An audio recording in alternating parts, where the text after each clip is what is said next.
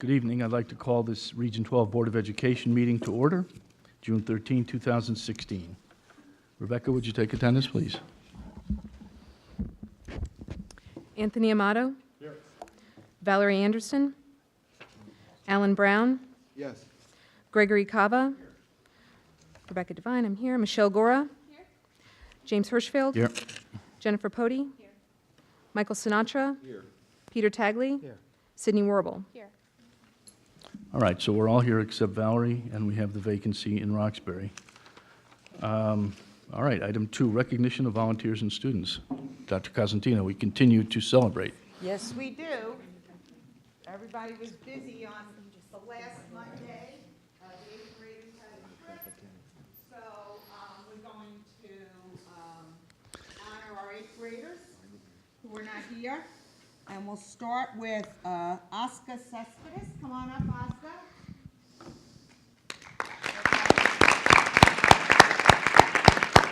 Okay, Oscar, stand here, because we're going to take a picture also.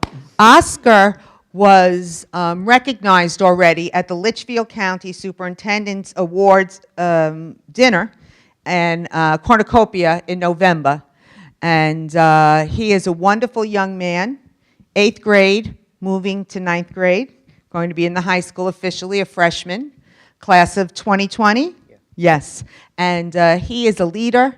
He is a wonderful young man, very involved in student activities, and just an all-around great young man. And we're very, very proud of him. And he has a wonderful family. His mom's here, and I think that's his sister.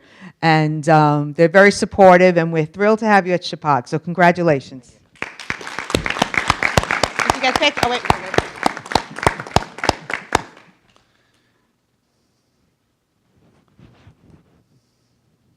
It went. Okay, 1 second.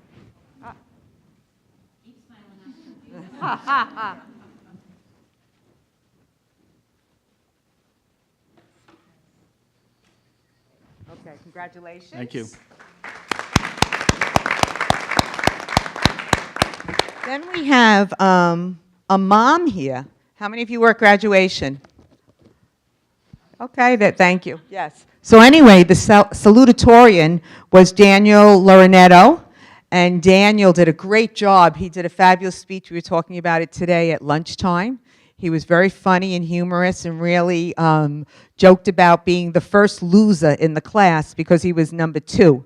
So Daniel is practicing soccer and couldn't make it tonight, but his mom wanted to come and receive his award for outstanding academic achievement. Daniel was one of the students in the top 5 at Shepaug. I guess he was number 2.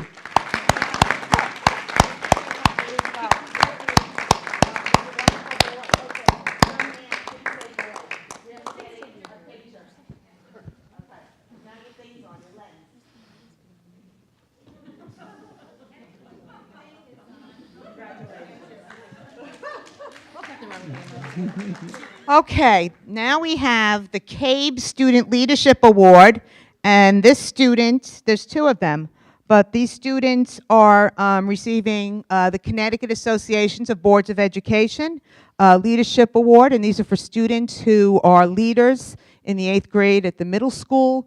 They're involved in many, many activities, extracurricular programs. They participate in all the middle school activities and different community service. And I know that they did because they were both also well received at promotion. They got a lot of awards and a lot of accolades. So the first person is Sienna Moore, who I don't see. Oh, Sienna. Okay, well, Sienna's not here. Maybe she'll come in July. Or her mom maybe will come in July. We'll see. So Sienna really, she did a beautiful job and was received many accolades. I can't remember what they were, but she kept going up and up for award after award. And then we have Jaden Cornwall. I see Jaden. Jaden, congratulations, Student Leadership Award. Oh, and we have one more student coming. Mr. Peter. Good job. Tell us what you do at the middle school, or did. A lot of sports, I was in the advanced math class, so I took that and did a lot of work, put a lot of work into that, along with my other classes. Did some other extra activities with a lot of my friends and stuff. Yeah, yeah. That's a lot of stuff.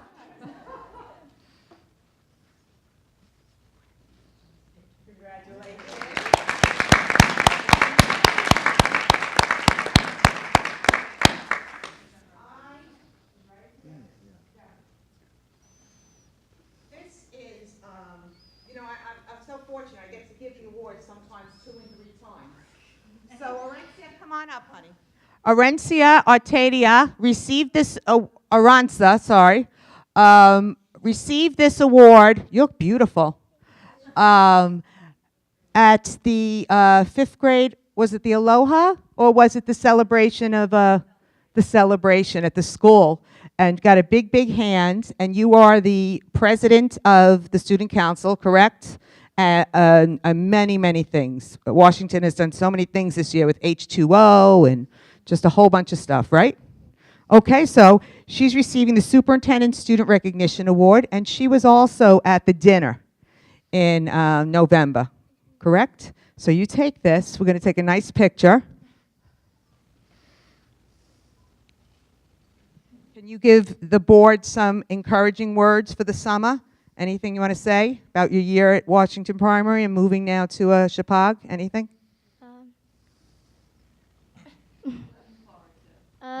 I'm really looking forward to like all the activities like after school, because I'm really into like drama and stuff. So like acting and like some of the sports and stuff. That's wonderful. Middle school is a great place for drama, that's for sure. Oh, congratulations, honey. That's everyone, right? Yes, Santa's not here. And that's everyone, and we're thrilled to be able to honor all of our outstanding students this year, and we'll continue to do so next year. Thank you. All right.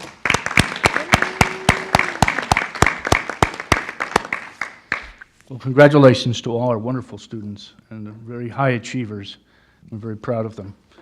Thank you. And I'm sorry we don't have cake after tonight, but you missed the first one. So I'm glad we were able to recognize you. All right, moving on then. Item 3 on the agenda. Opportunity for the public to comment on agenda items. Is there anyone who would like to address the board? Yes, ma'am, go ahead. Yes. If you would just state your name and what town you're from, please. I'm Lorraine Larinetto, and I'm from Bridgewater, Connecticut. I am the mother of Daniel Larinetto. And I'd like to ask you to indulge me in about 5 minutes. I want to share with you an essay that Daniel wrote, Teacher Appreciation. This was something that he submitted for a PTO scholarship. He does highlight a specific teacher, but it's very appreciative of all the teachers here at Shepaug, so I wanted to share it with you. All right. So it'll be about 5 minutes. I'll try to talk as quickly as possible. Beyond the classroom. High school can be a challenging and sometimes frightening experience for many students. It is a 4-year-long roller coaster filled with highs and lows as conflicting social, academic, and athletic agendas engage in a tug-of-war over every student's time and energy. Teachers are given the task and responsibility of guiding their students through this hectic period.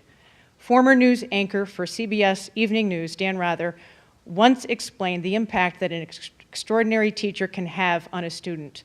The dream begins with a teacher who believes in you, who tugs and pushes and leads you to the next plateau, sometimes poking you with a sharp stick called truth. Throughout my 4 years at Shepaug Valley School, I, like the rest of my peers, have been blessed to have been taught by some amazing people. One teacher who has made an especially profound difference in my life has been my math teacher, Mrs. Flaherty. I have had Mrs. Flaherty for 2 years, once as a sophomore in Algebra 2, and then again this year in AP Calculus.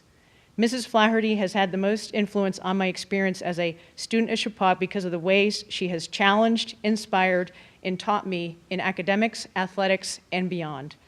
Mrs. Flaherty has taught me math for 2 years, and I know it is a subject that we both enjoy, although I am willing to bet She enjoys it just a little bit more than me. She has guided me and my classmates through the treacherous curriculums of Algebra 2 and AP Calculus.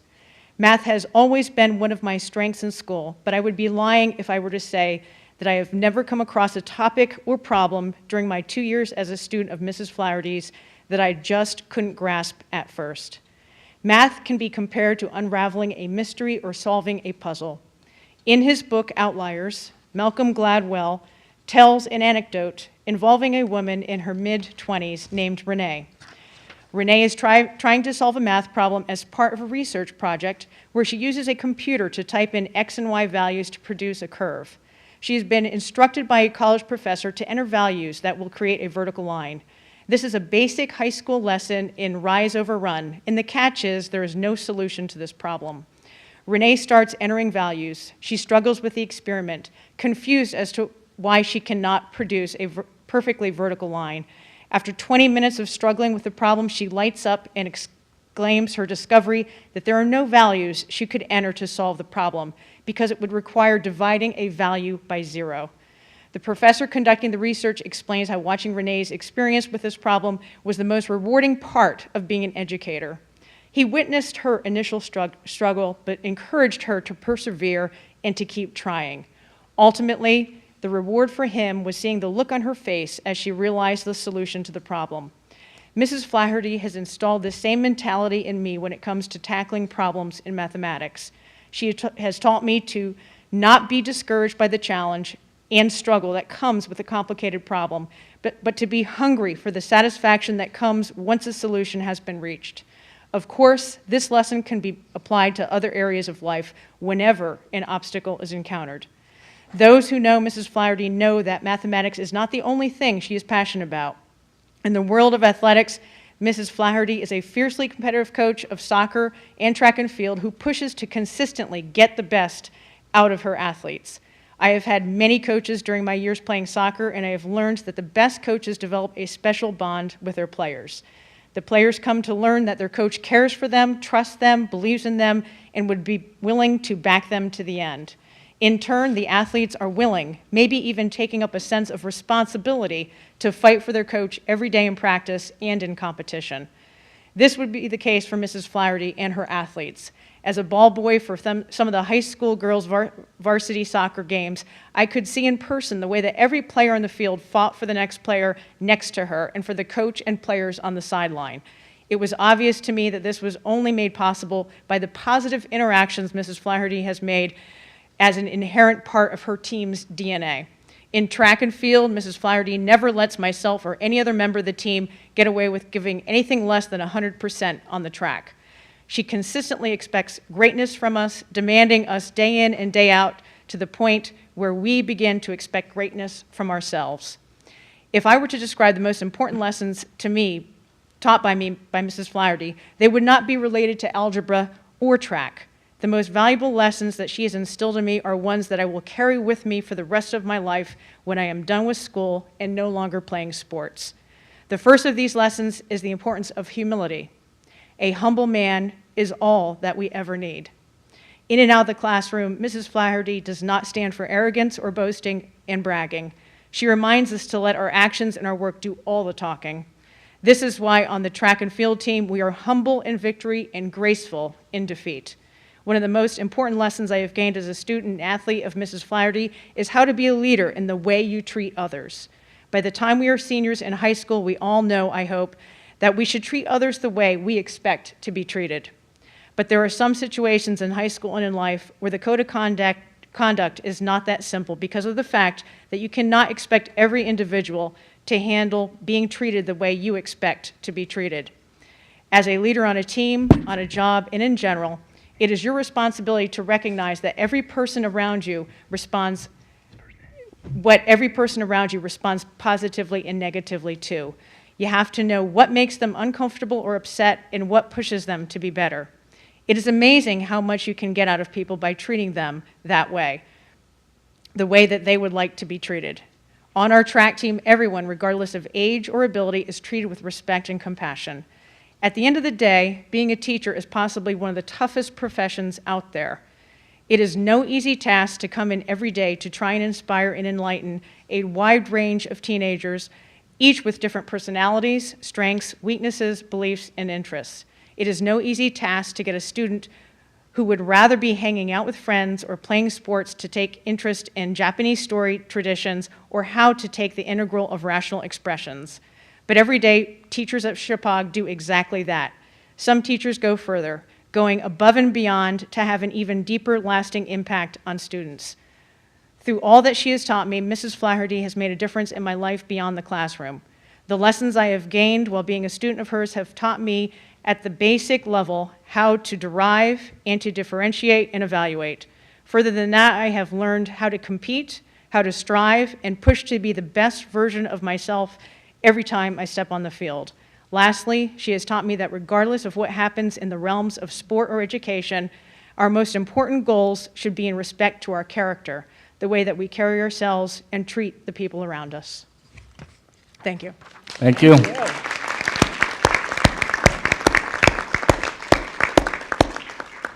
Quite a statement. I'm sorry your son couldn't have been here to read it. Not that you didn't do a fine job. Thank you very much. Really quite a statement. All right, is there anyone else who would like to address the board? Yes, ma'am.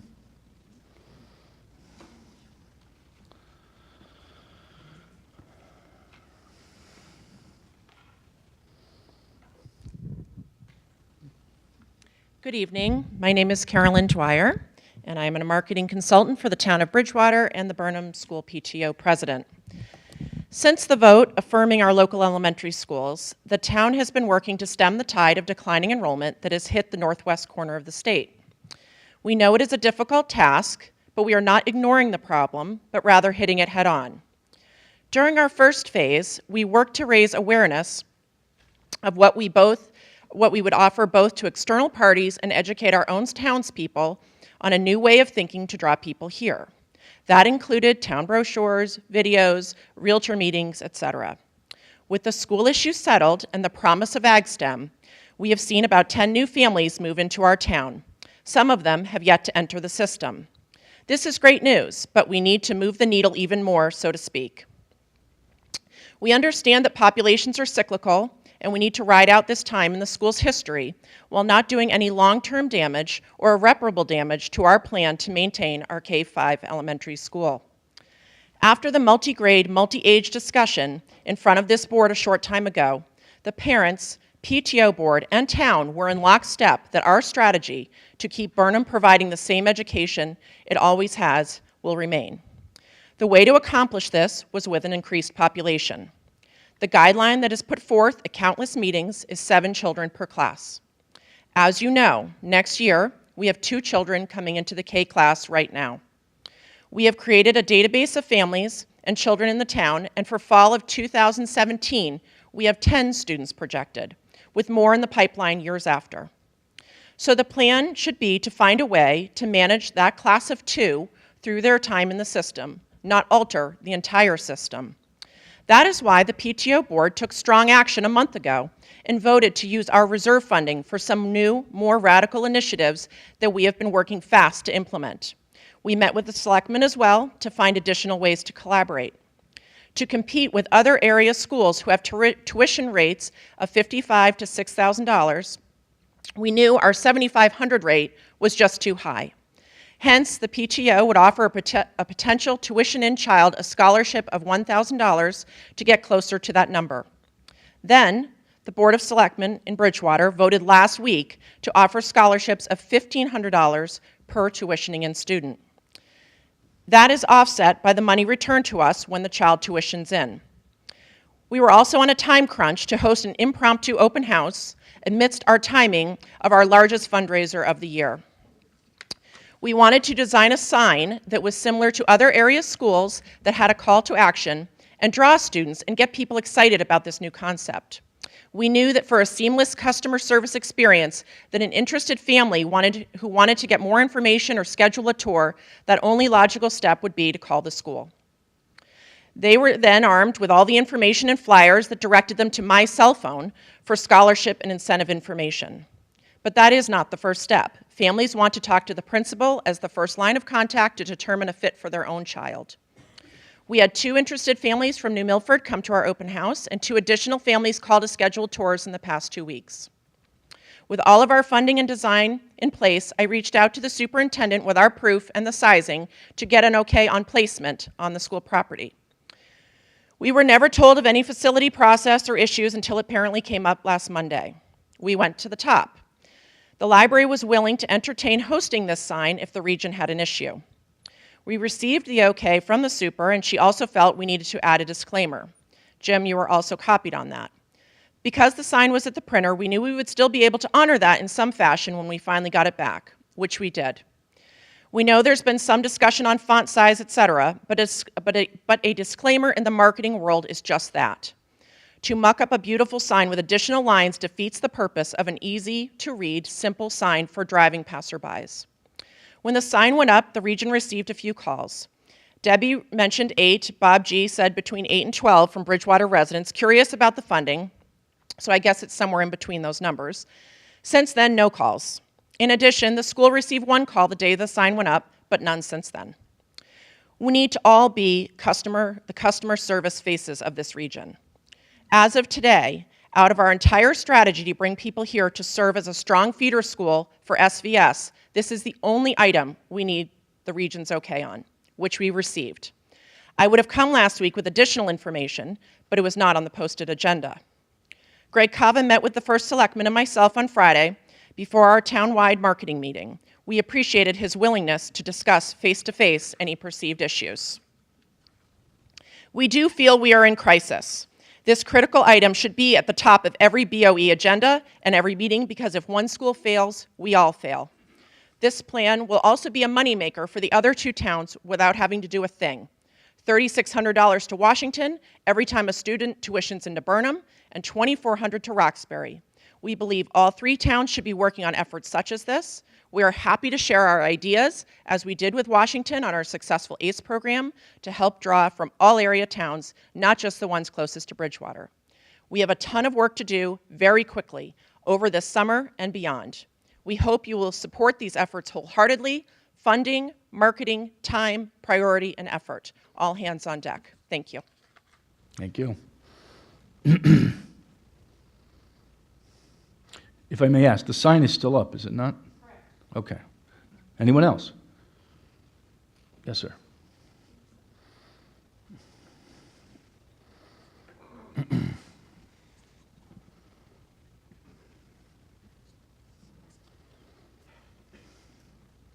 My name is Ed Wainwright, and I'm from Bridgewater, and I would like to make a point of order. Last year, the last meeting on June 6th, there was a vote taken regarding the sign. It was not agendized, and I would ask the chair if you would not allow votes that are not agendized, or at least allow a vote to be taken, if necessary, to add to the agenda. I think you're out of order with this vote. Would you agree? No, I wouldn't agree. You don't agree. I don't know. So you don't know. I said I don't, correct. I see. Well, you might be out of order if we pursue the FOI side of it. Thank you. Anything else? I think what Mr. Wainwright is saying is that at our last meeting, we voted to, with regard to the sign, under new business, the issue of the sign was brought up. There was finally a motion brought to the floor, which was voted on. I've been told that there was a need first to amend the agenda, to add the issue of the sign to the agenda, and then to vote on it. So if that's correct, then the prior vote is of no effect, which we made a specific order, a specific motion was passed. So that's what Mr. Wainwright is alluding to. Well, that's what happened. It was not added to the agenda. We just was brought up as a motion, as we normally do, and voted on, but it was not, the agenda was not amended beforehand. So, we don't. There was nothing on the agenda with regard to the sign. There was an item of new business that came up, the sign was brought up. After the discussion, a member made a motion with regard to the sign, even though It was not part of the agenda. We're being told, the statement is being made that the agenda should have been amended to add the issue of the sign to the agenda first, which did not happen, and then a motion regarding the sign could be made. So Mr. Wainwright is right. I'm saying, that's what he's saying. He may be right, he may be correct. I said it, all right. It's on the agenda tonight. Okay. All right.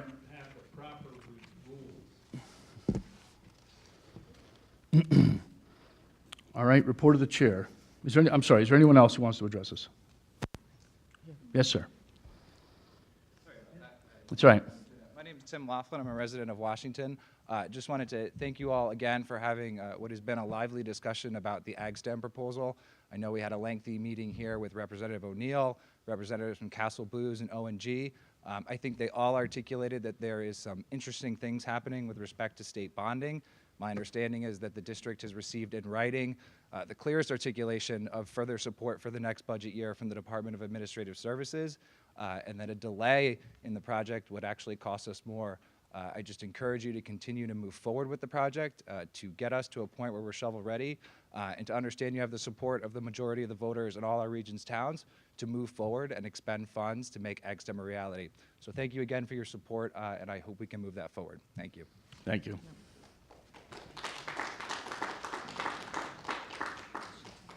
Is there anyone else who wants to address the board?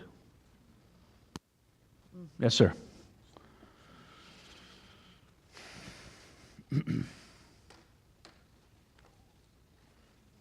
John Bonaiuto, Washington. I'd like to address items number 7 and number 8 on the agenda tonight. And lastly, I too listened with interest as you deliberated and voted 7-1 to have the sign promoting the academic excellence at Burnham School replaced or amended.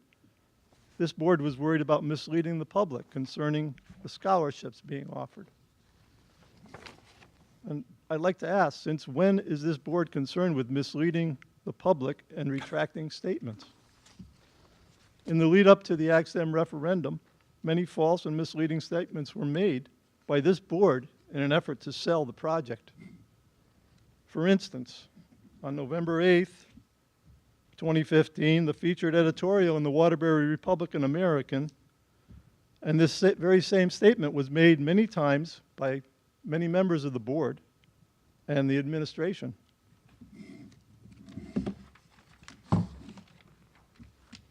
The Connecticut legislature has appropriated, and Governor Daniel P. Malloy has signed the authorization for funding that equates to 70% reimbursement of the $39.5 million project to build a state-of-the-art agri-science STEM academy, technology and engineering and mathematics, and to renovate the science labs at the Shepaug Middle High School. And further on in the article, if we fail to show the state we support our public high school, we may never see this funding opportunity again.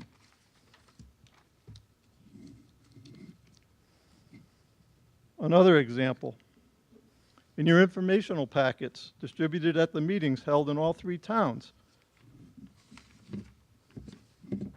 why should we be confident we can increase enrollment? Sending towns are assigned to Shepaug Valley Regional Agri-Science STEM Academy by the State of Connecticut Board of Ed. That was never a reality. And a large pool of candidates from the sending towns. And I don't think that's going to be a reality.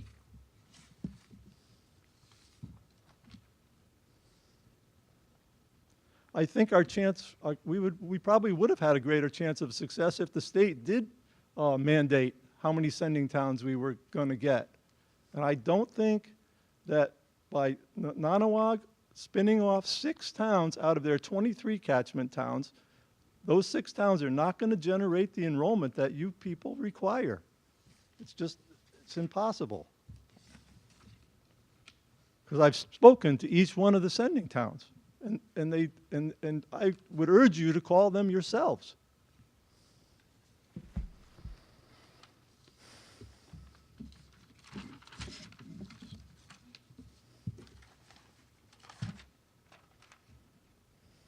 If your forecast about the state bonding was not correct, how are we to believe your enrollment projections are legitimate? We never made a forecast about the state bonding. We simply waited like everybody else and was told what was going to happen after it happened. We never made a prediction. You said the money was already appropriated and the governor signed the authorization. I know that. Okay. We've discussed that before. I've acknowledged that that was an incorrect statement. People have heard that. But that could have influenced the vote. That's all I'm saying. If the money, Okay. if they knew the money was not there and may never be there, I think people would have considered it a little bit further. Anything else? I would recommend too, in the item number 8, or number 7, to encumber any remaining 2015, 2016 appropriations to partially offset any potential borrowing of the Ag STEM and Shepaug Science Labs when the board decides to move past the design phase. Again, the money from the state may never be there, and I would urge you to wait until it is assured, to spend any further money that was left over from this year's budget that could go to probably a great many other projects that are more worthy. Thank you. Thank you. Anyone else? Is there anyone else other than Mr. Wainwright? Yes, ma'am. Mr. Wainwright, would you wait, please, since you've already had a turn? Ma'am?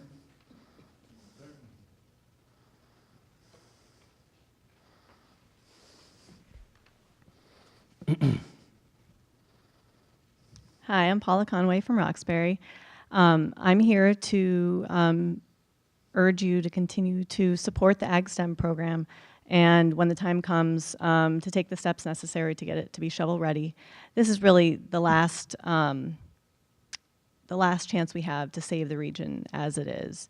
And I think we need to make every effort to make this Ag STEM project happen. Talking with families and even my own children over the past couple weeks, they are really excited for it. They are planning on it. And my first grader, or soon to be second grader, official second grader now, I guess, it's his thing. Ag is his thing. And when he comes up here, he talks about where are the pigs going to go? Where is the cow going to go? Where are the horses going to go? And I know a lot of kids in the community feel the same way. And if this doesn't pass, it's going to change the makeup of this region.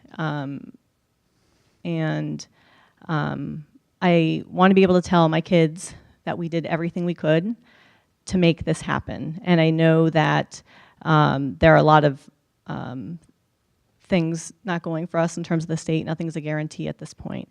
But I think as a board and as a community who, like this gentleman said, the majority of the community supported this project, that we need to work our hardest to try to make it happen. So thank you. Thank you.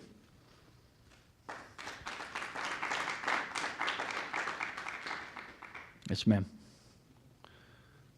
Hi, Samantha Steinis from Roxbury. I'm here to just echo what Paula Conway said. The majority of the people that voted for Ag STEM. The minority of the people did not. We want you to continue moving forward. Families are counting on the board to continue moving forward with this. We want to see the Ag STEM come here. We want to be shovel ready. We want this program to come to fruition. We believe this will save our entire region, and I can't help but wonder the people that are against Ag STEM sitting over there might perhaps be hoping to shut Shepaug down. And in fact, well, I don't wonder it, I'm sorry. I've read it. So there are many more people that want to see the school stay open. We want to see Ag STEM here. Please continue moving forward with this. This is so important to our community, to our children, and thank you very much for all of your time and your service. And I'm very sorry that you have to sit here and listen to the negativity that you do. Thank you. Thank you. Anyone else? Ma'am.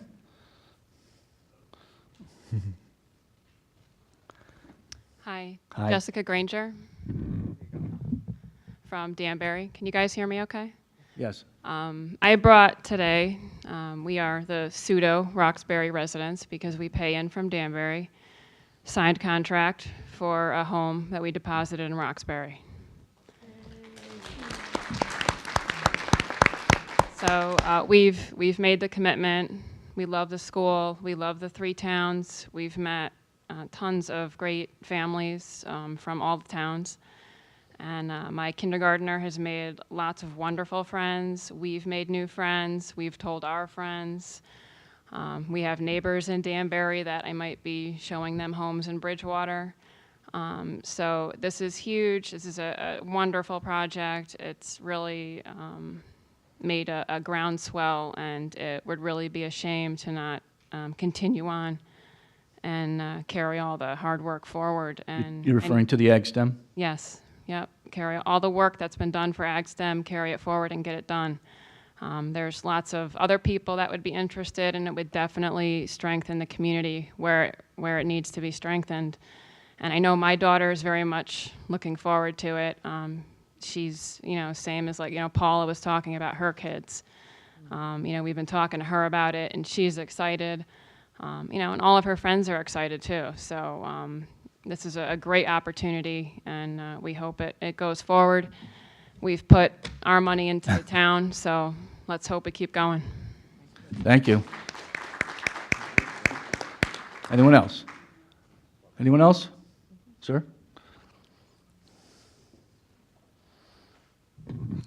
So I'm Ken Schultz from Washington. I'm also the Washington PTO president.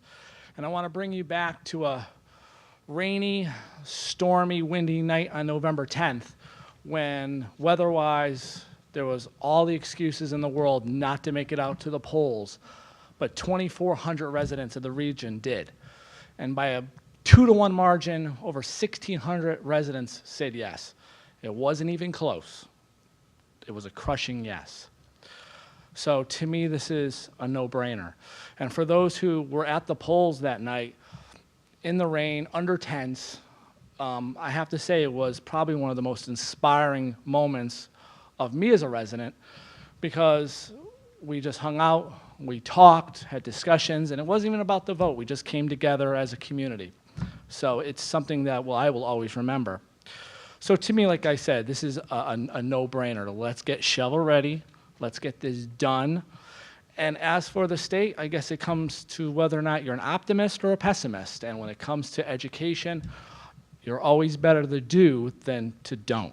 So let's get this done, let's get shovel ready, and let's move on. Thank you. Thank you. Anyone else, sir? My name is Scott Fitch of Washington. Just want to thank you for the hope and optimism in the future that you put into the region through the work in the AgSTEM program. And I encourage you to support the will of the voters of this region and continue forward with the program. Thank you. Thank you. Anyone else? Anyone else? No one else? Mr. Wainwright?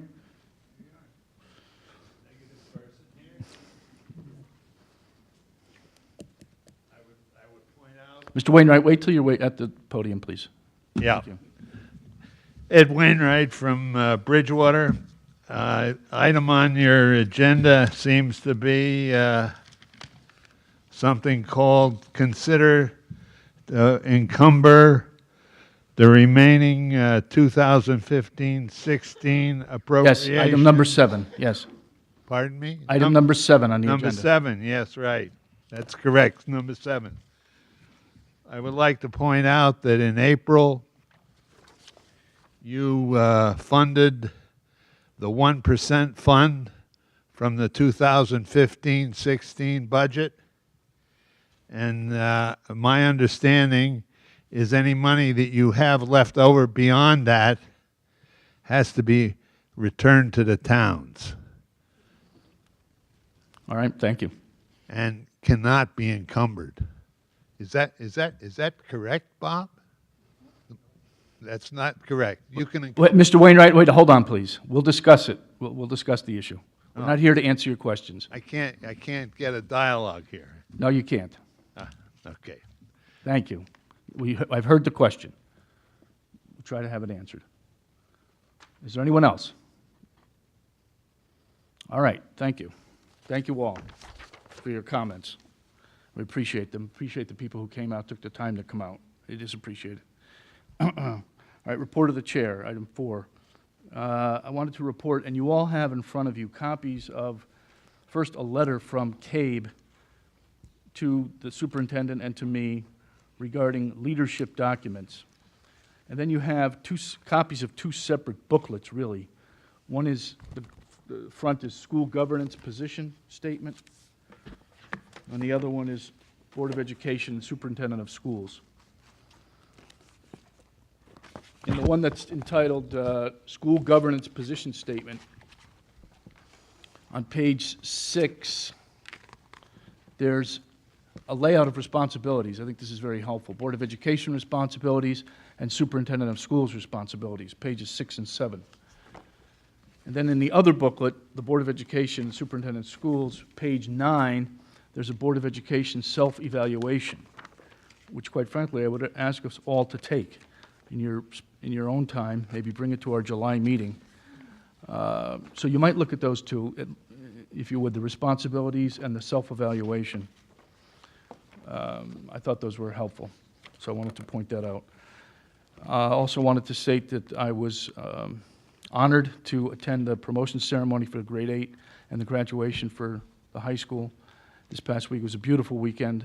Really, it did rain a little actually at the high school graduation. Few drops, but other than that, it was very nice. And 2 tremendous classes of students, really very high achieving students.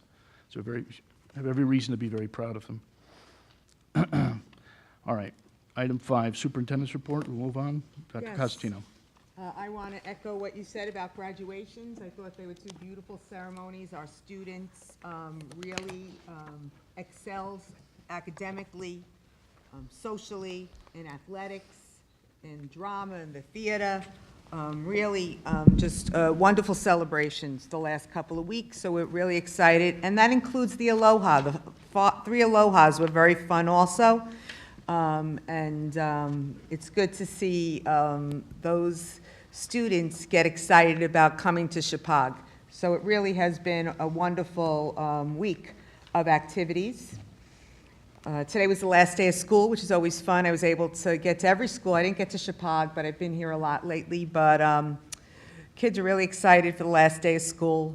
They're just, smiles and ready. And I've mentioned this before, but WPS does the nicest thing. They have a couple of people come with convertibles, and they put teachers in there who are leaving, who are retiring, and they go around the circle, and everybody yells and cheers. The kids had blowers today. I don't know if the bus company provided them.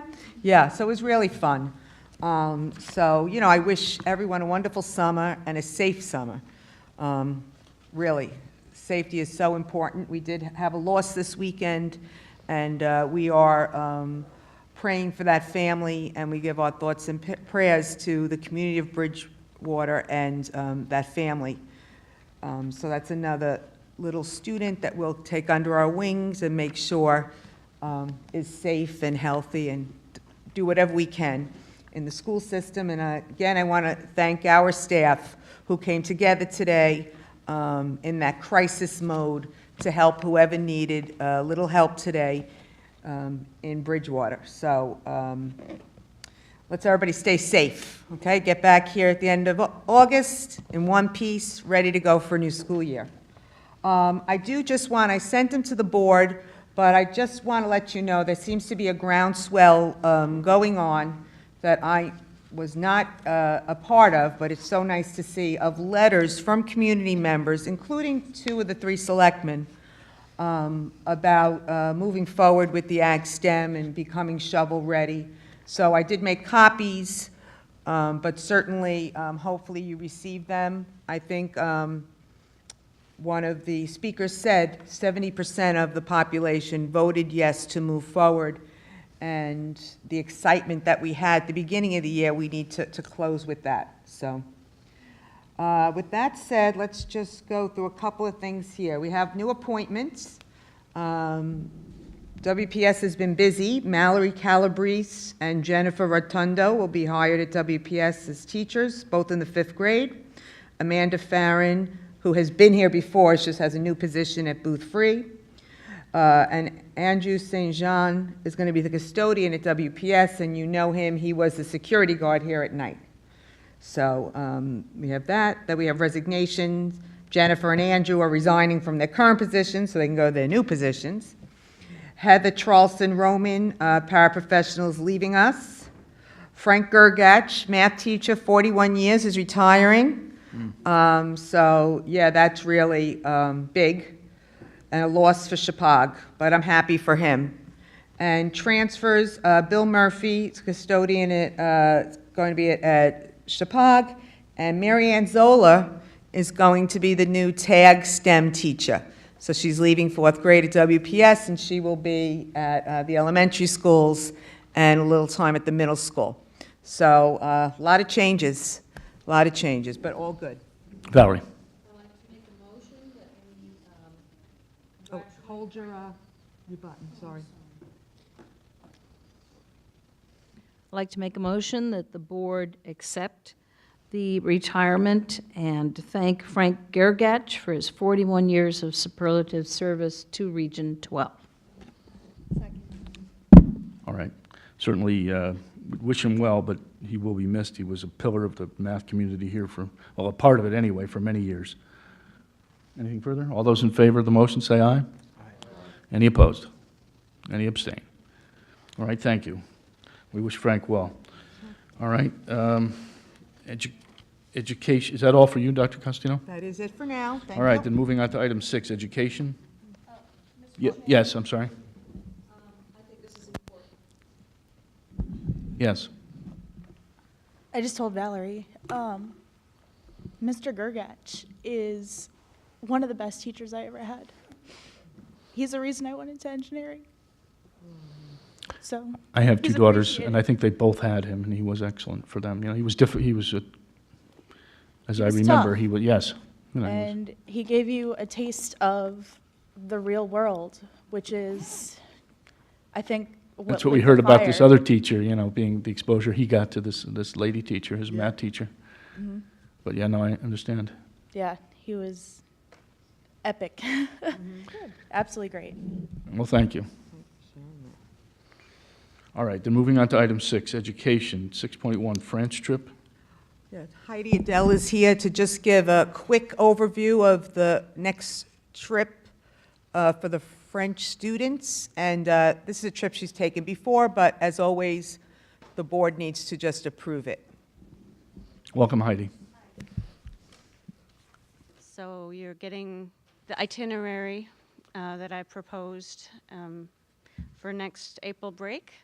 And Bob Geeson has the insurance information and all the details about the company that we're using.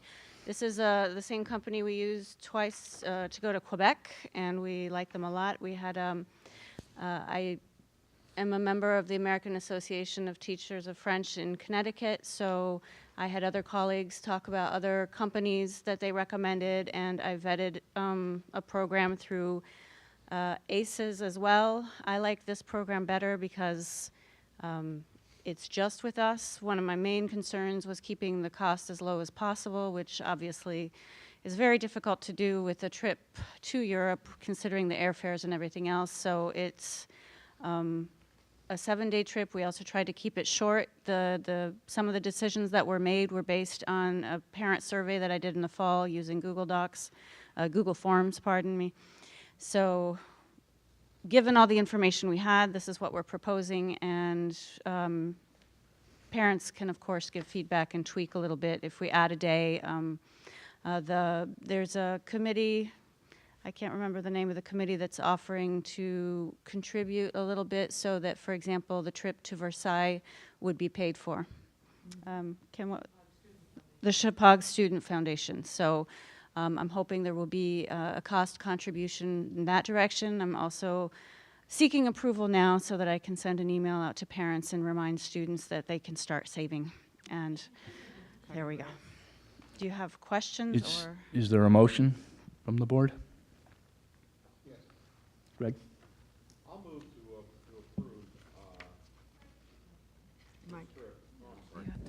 I'll move to approve this trip. I think it's absolutely fabulous. I was looking at the itinerary, and I just want to know, do you have any spots for chaperones?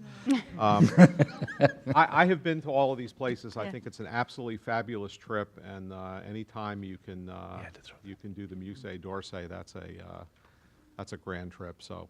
All right, is there a second? Second. Alan seconds. Is there any further discussion? Is this Alan? is all years, seniors, all French students? Which grades? There won't be a lot of seniors taking French next year, unfortunately, because they have a lot of conflicts, but the trip would be open from 8th grade through 12th with priority given to people who are currently taking French. That being said, I don't really anticipate, a problem. I think whoever wants to go, we can make that happen, and we could increase the chaperone ratio if necessary. That means board members too. Thank you. Anything else on the motion? All those in favor of the motion say aye. Aye. Any opposed? Any abstain? Passes unanimously. Thank you, and good luck. Thank you. And we look forward to your report back, or one of your students. All right, 6.2, State of the Schools. Every year, the last board meeting of the school year, our principals do some presentation to just give you a little flavor of the year. And I hadn't had a chance this year to see what they've done, so I'm excited to see it. But it really has been a very successful school year at Shepaug and at the elementary schools. And the principals and the administrative team have really done a wonderful job. Welcome, ladies. So I'm first. I just want to begin by thanking my colleagues for supporting Burnham School today. It was a tough weekend. And I also want the board to know that I'm so impressed with our small communities. It's amazing to see what people were doing in Bridgewater as well as Roxbury to help support families, because there's a tie in Roxbury also. So the board needs to know how impressive that was and how impressed I am with the support that I received, not only from my colleagues, which was very important today, but also the community. So on a lighter note, my presentation this year is really sort of a celebratory presentation. I wanted to show sort of like a peek into the kinds of things that we did all year long at Booth and Burnham. So this year was a year of innovation, collaboration, and good character alongside of an inspiring group of folks, an inspiring staff. Our students shine bright. They are creators. They're critical thinkers. They're collaborators within their communities and across the globe. Our students are leaders, they're readers, and they're dreamers. With all this in mind, I focused on presenting to you tonight examples of what I call the 6 C's. They are examples of critical thinking, creativity, which is innovation, communication, collaboration, character, and citizenship, including global citizenship. And I hope you enjoy the presentation of Booth and Burnham. Students, I am so very proud of them and of the work of our educators.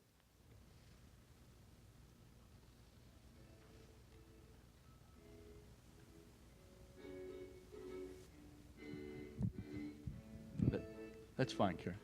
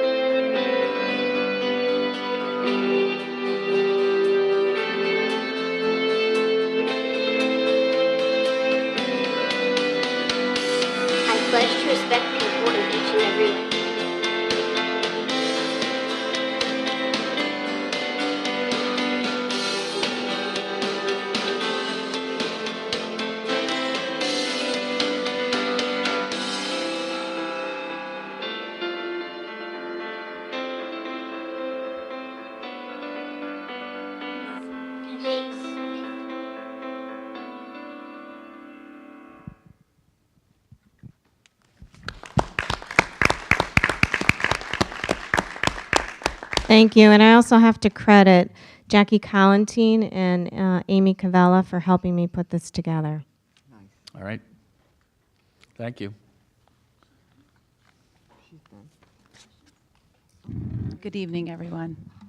Okay, I'll tell you what. Thank you for the opportunity to let me share a little bit about WPS's highlights this year.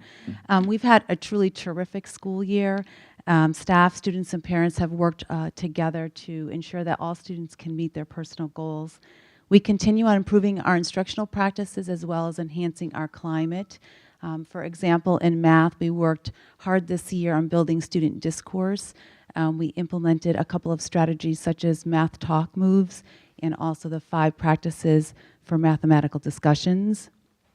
And what we observed is that students were using increased academic math vocabulary as well as using models and explanations in writing and verbally.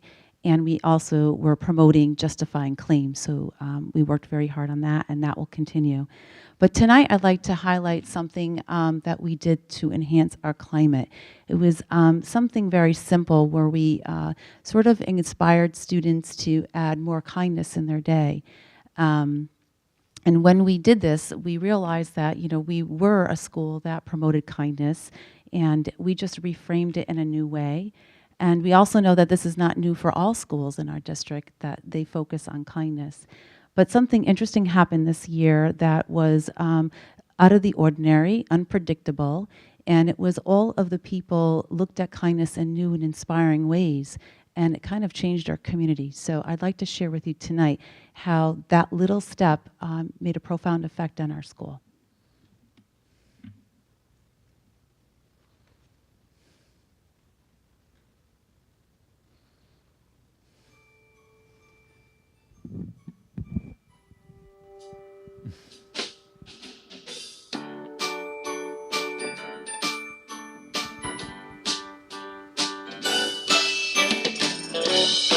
At Washington Primary School, we work with intention to provide students with a strong academic base and also to practice social skills.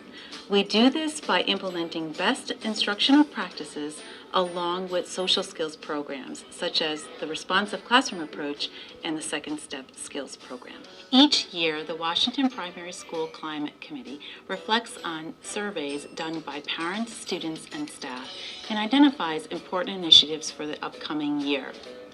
This year, we focused on purposeful acts of kindness and reaching out to the community at large. We started the year introducing the Ben's Bells Project. The founder of the project was Jeanette Marr. Jeanette lost her son Ben at 3 years old to an illness. Devastated by the loss of her son, her spirits were lifted by the many friends and community members who showed her kindness and helped her family heal. In honor of her son, she created a chime called Ben's Bell that symbolizes kindness and its power in healing. Ben's bells were displayed throughout the community as a reminder to spread kindness. This project swept across the country and has inspired many schools and organizations to become kindness campuses.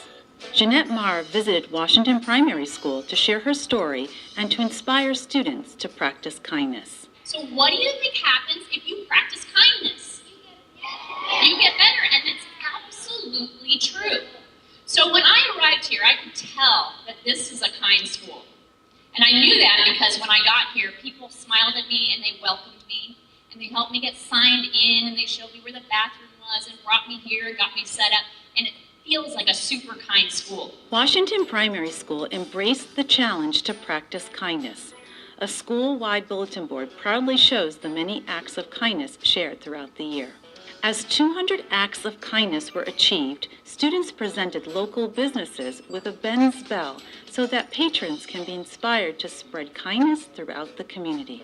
Practicing kindness and showing kindness became an integral part of our school community. So as kindness became our school's theme, the children in the classes very naturally stepped up to the plate and made it a part of their everyday life. It became part of our morning meeting. They love composing kindness notes to each other and to the adults in the building as well. Our kindness initiative continued to generate energy and soon connected to community causes. Students learned about Matthew's Hearts of Hope through Matthew, a 6-year-old boy who has overcome multiple heart surgeries. Students participated in the Hug a Heart project and stuffed 200 heart pillows for children to use after heart surgery. Washington Primary School learned about the importance of clean drinking water to be available to all people around the world. We partnered with Parkour and No Obstacles to sponsor the construction of a water filtration system for Matuga High School in Uganda. Students, families, and community members raised approximately $3,300. This amount was matched by the organization and allowed for 2 projects to be completed. Kindness is being considerate to others. Kindness is something that makes people feel better. Kindness is when people help you. Kindness is when somebody feels cared for. Kindness is being nice to people. Kindness is important because you don't want to hurt someone's feelings and you want to be nice to others. Because you have to share. Kindness is important because if there was no kindness, the world would kind of be just a mean, dark place. Kindness is important because you make a better relationship with your friends. I think kindness is important because it's healthy for you, healthy for your brain. It makes your brain happy, and I think that's really important. Kindness is important because if there wasn't kindness, then people wouldn't be happy. Kindness is important because it will make the world better. The hardest thing about kindness is when you're upset and you wanna be disrespectful, but you have to be kind. The hardest thing about kindness is when you're busy and you forget to be kind. The hardest thing about kindness is to be kind even though you don't want to someone who's not always kind. The hardest thing about kindness is just finding something to be kind to, because sometimes you can't really find where someone's getting upset and you be kind. So, I mean, you kind of really got to just keep a close eye on everything. People should practice kindness because they can get better at it. People should practice kindness because a lot of people don't know how to have kindness in them. And I think when people are kind, it makes everybody feel better. Because kindness is like a sport, because if you don't practice, you'll lose all your skills. But if you keep practicing, you'll get really good at it. People should practice kindness because you feel like family to them.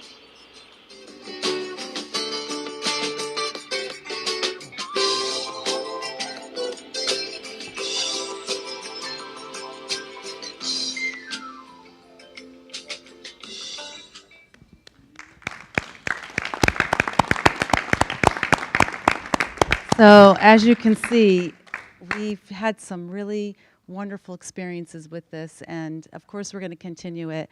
And I did share with the staff, you know, it was such a wonderful, profound experience for all of us, including families as well, because parents told me that they also practice this at home. And I'm not sure if we can replicate this year again, but we're very proud of it. So, and I want to thank Leah, who put together this beautiful video of a lot of compilations of things that happened over the course of the year, and she did a fabulous job. So, any questions? Or? Yeah, is there any questions for either principal? All right.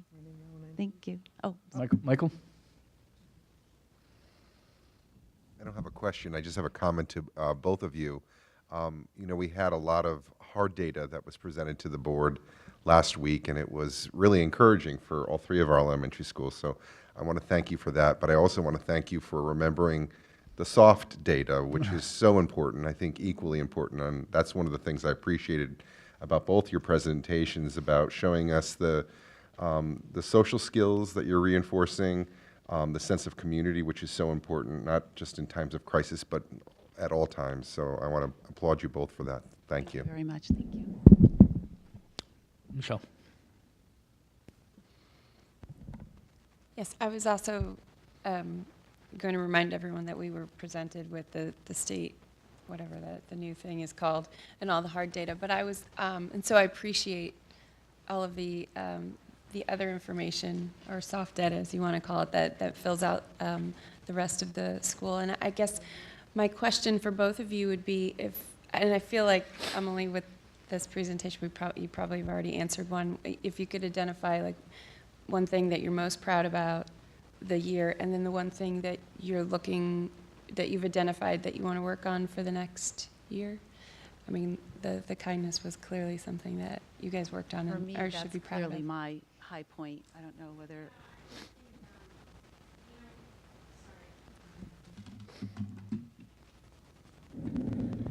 I think for my schools, we work really hard on community. So you saw that doing things together. We're small communities, so we recognize the importance of getting all the children together. And so in many times we do morning meetings together instead of individually. We mix up the students and have buddies, and no matter what we do. If we go on hikes, our 5th graders have special buddies in the K-1 class, and they hold hands. Same thing for both schools. So we'll continue with community. But a decision like that about emphasis is a team decision. We work during the summer. Teachers come in during the summer, and we look at our hard data as well as some of our soft data, those kinds of things that we've done in the past, and expand upon them. And then we tend to look at that and say, what are the things that we need to do in the following year to improve climate, to continue to work on our positive community. So we certainly will expand on some of those things, but I like to have the whole staff work on that together so that there is a buy-in and that that's promoted across the board. For me, we follow the same process, and we build our school improvement plan that includes instructional practices as well as climate. But for me, I think one of my goals and the goal of the staff is to bring a new staff together. I'm going to be having 3 new teachers, and so bringing them on board and helping them be part of a community and culture will be probably a priority for all of us there. Okay, good. Anything else? Anyone else? Thank you very much, ladies. All right, item 6. No. Oh, Kim, you forgot school. forgot the big one. Yeah. Sorry. Hello, Mrs. Gallo.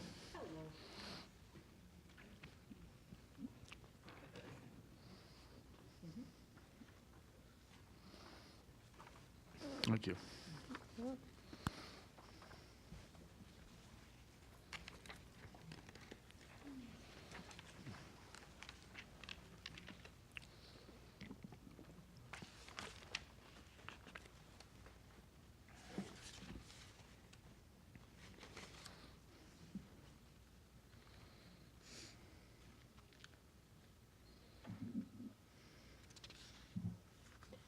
What we decided to talk with you about this evening is a wrap-up of challenging academics. It appears that many conversations about Shepaug revolve around this, and I wanted to give you a wrap-up on what we're doing and what we continue to do. In this year, we introduced 2 new AP courses, AP French and AP Spanish. Now, don't get me wrong, we've had students taking that test for years. However, we made it a class. We encourage students to participate in the tests they've done. I'm sure they're going to do very well. We do not have the scores yet. That adds to our current 9 AP courses. You can see the Excuse me, Kim, I'm titles. sorry. Can you tell us, I don't mean to interrupt, I'm sorry, how many people took the AP French or Spanish exam? That's coming up in another slide, I promise. All right, thank you. Okay. And then we have 3 VHS AP courses, Art History, Chemistry, and Human Geography. Our student enrollment in AP was 71%, 56 out of 79 seniors, 38% or 30 students are enrolled in 2 more classes. 24% or 19 students are enrolled in 3 or more classes. So as you can see, I'm not going to continue to read because that's just obnoxious, and you can do that. However, what I want you to see is that our students take advantage of AP opportunities at a higher percentage than most high schools. This is the 3rd high school that I've been a part of, and you look at 10% as your target, and we're far above that. Students who took the AP exam, if you look at these statistics, you have some of them you can see, for instance, art and physics, you can see that there are more students that you had students enrolled in the course, and that is because in a small school, not everyone can always get into the course, and our teachers are encouraged to have students who are in the honors course, or the college preparatory course, to prepare them as well if they show a propensity in the subject to take that AP exam and to take that opportunity. Our art teacher, 3 additional students were interspersed through his other classes that had nothing to do with AP, and he took the time to individually prepare them during those periods to take the AP exam. Second, you see 34 psych AP. students who took the AP exam in English Lit, Spanish, French, and there's your answers, Yes, Chairman thank Hirschfield, that they all took the exam. And then European history, there were 5 exams taken, but then there were others in the UConn ECE course, which is the early college experience. Those students get an official UConn transcript. Our teachers are certified as adjunct faculty. You see the human geography through VHS. We had students taking those courses. And when you look at those enrollments, don't do what I did and say 3 + 1 + 1 does not equal 141. That is the total of the last 3 slides that I showed you. All of the students who took the classes and then took the exam. So as you see, there were 141 enrollments and 135 students took the exam. Now keep in mind that students were not required to take the exam this year. They will be required next year. They were simply encouraged by their teachers. And, I'm sorry, are we paying the cost for the exam? Is the Board of Ed paying? No. No. Only if a student is in need, we always find a way, but no, the majority of students pay for their own exams. Thank you. The chemistry VHS, because we're a small school, it's hard to build an AP class with 1 student or 2 students that's interested. So what we have done is one of our science teachers, Amy Thayer, is going to take the AP Chem course at Taft, and she's going to spend time with those students supporting them in that class, and that will also build that AP program. We hope to bring that into the school. We also are doing that with physics. As you can see, if you look back at physics, and I'll just show you that real quickly, you see how many students took physics. Those were juniors and seniors. And Mrs. Gora mentioned that at our last board meeting, that we had an anomaly year where a lot of kids took physics. So we have many less taking it next year. However, what we're going to do is we have a math teacher who has 25 years of experience as an engineer and is willing to become certified as a physics teacher. She's also a proven entity in motivating students in rigorous courses. We're going to, Mrs. DeBrito is working very closely to get her certified in physics, and then she's going to be with these our AP physics students every day next year. They'll take it through AP, or VHS, excuse me. She will also be with them to support them as a daily class, so it's the best of both worlds for them, and then that will help us to grow our physics program again.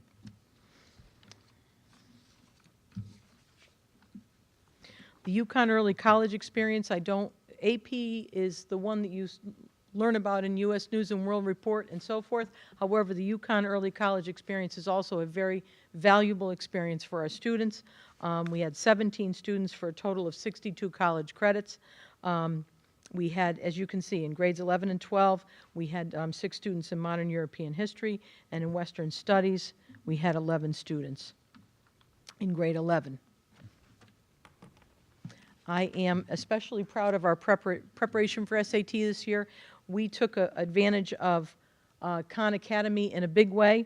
The statistic that you see up there first, 93 of 122 students enrolled in that Khan Academy to prepare for the SAT, and in accordance with the the SAT College Board, they sent us an email to tell us that we were 23% of the state average for students enrolled in the Khan Academy.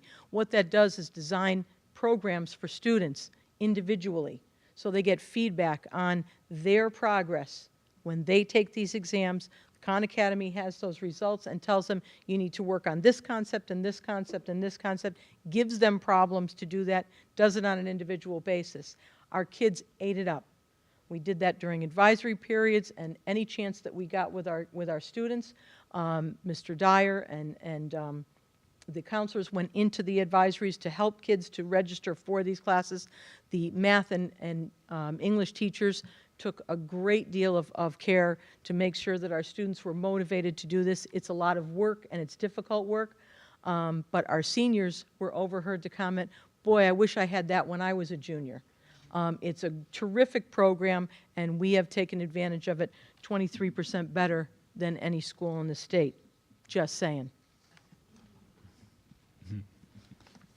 On the state-sponsored SAT administration, we just got very preliminary results today. For some reason, SAT did not have our results for a good long time, despite many calls from Mr. Dyer. Our school mean score was 1089 in reading and math, which is above the state average, well above the state average, and well above the national average. And we're also very proud of the citizenship of our students in that 99% participated in taking this, this test. And as we've talked about with the elementary presentations, a school is more than just test scores. What we've been working on, and you've heard me say for the last few years, is to expand our elective offerings to the point where it's practical, and to also take those elective offerings and turn them into pathways for students. In this year, we expanded on the offerings of digital communication and journalism, AP French and Spanish, as you've heard, computer programming. Ms. Gambino has done a wonderful job of motivating our students to higher levels of computer programming and technology goals, as well as mobile app design. And next year, we're going to be offering robotics at the high school level, not just as a club, but as a program, and a theater internship. We've begun this, and it's been successful. We've kind of piloted it with a few students in that we have some students in the theater that are learning technical theater at such a high level, doing so many things that we turn that into an internship for that student so that they see it on the transcript. We also are creating accelerated coursework for our students in grades 7, 8, and 9 to prepare them for those rigorous levels in high school. These have been altered to fit the Common Core. We've had a lot of discussion about that this year, but we have it to where students and their families understand what is required of students and what they need to do. Our grade 6 students have taken a math readiness assessment, and that will point them in a 2-year direction in math, which covers 3 years of traditional math. So in 2 years, in grades 7 and 8, they will cover in their classrooms grade 7, 8 math, as well as high school Algebra 1. So those students will come into high school ready for geometry or honors geometry. Our grade 8 students, if they pass the science readiness assessment and also show strong scores on their SBAC and their classroom performance, they are given the opportunity to bypass the physical science class and take biology in grade 9. This is not an option that is available to all students, nor should it be. You need to have a good command of those topics in the physical sciences, because you will see, first of all, they're important to know, and second of all, they are important ways to prepare for some of these assessments that our students are taking. And in grades 7 and 8, our students who are challenging themselves in the world language courses can prepare themselves to take their French or Spanish 1 over that 2-year period of grades 7 and 8 and begin in high school, usually with an honors level 2 world language. So these are some of the ways that we are challenging our students. We like to think that we challenge our students in almost as many ways as we have students. We look for ways to do that through differentiation in the classroom, through the honors challenge, and through these accelerated pathways. But the most important thing that you can see is the way our students take what happens in those classrooms. And I absolutely love this video because I think it shows how much our students are aware of the world around them, how much they're creative, and how much they are technically savvy. So I'll let that speak for itself.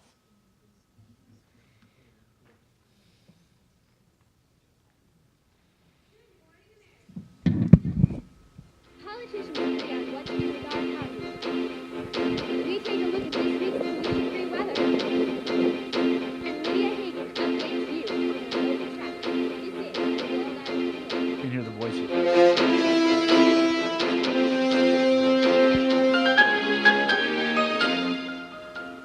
Good morning, America. I'm Adeline Smith. And I'm Dawn Muscata. It is 11:02 a.m. on Monday, July 2024, and we take a look into your morning news. Today at the friendly debate, Democrat nominee Brianne Pitt and Republican nominee Sierra Wilson face off at Madison Square Garden. We go to Eliza Guchkova with a look inside the debate. Thank you, Dawn. So far, the debate has run very smoothly. Both nominees can't seem to stop agreeing with each other. You know, I propose that both of our parties join forces to agree on our economic policy. What a great idea you have. Both the Democratic and Republican parties should have equal say, and as always, I know we will be able to compromise. It looks like the Republicans and Democrats will be able to agree on all political issues this year. Back to you, Dawn. It's great that politicians have realized they get more done when working together. It's hard to believe they were ever in a gridlock. Now for the local weather. We throw to Sage Baker in the studio for more. How's it looking, Sage? Thanks, Adeline. It's looking beautiful and sunny over in the eastern and western regions of the country this week with an air quality index of exactly 0% pollution. There may be a little rain on the west coast, but the sun will be shining and the ozone layer will be completely clear everywhere else. Watch out for the pollen, though. The bees will be buzzing. Remember when there was that bee epidemic in Canada years ago? Crazy, right? Adeline and Dawn, back to you. And now to... Oh, wait. Looks like we have some breaking news. Chief Justice Ann Parker has just informed us that today marks the 13th consecutive year New York City has been free of violent crime. The move to rehabilitation centers instead of jails sure has taken a bite out of crime. Wow, Adeline, what a safe world we live in. Speaking of safety, let's check in with Lydia Hagen with the local traffic. Lydia, what do you see out there on the roads? Hi, Dawn and Adeline. I'm on the road and there's only mild traffic today. There are a few solar-powered cars today, but most people are running or biking to work, so you may come across someone at some point. It will be a nice sunny day for your solar-powered cars or running or biking to work. And it's looking nice for the rest of the week based on Sage's weather report. To think we used to drive gas-run cars, how inefficient and unhealthy. Back to you. Thanks, Lydia. And thanks to everyone who tuned in. Tomorrow, world leaders discuss how to handle the Great Barrier Reef, doubling in size. And finally, we get an inside look at how America's educational system closed the achievement gap. I'm Adeline Smith. And I'm Dawn Muscata. See you tomorrow on the world I want to live in.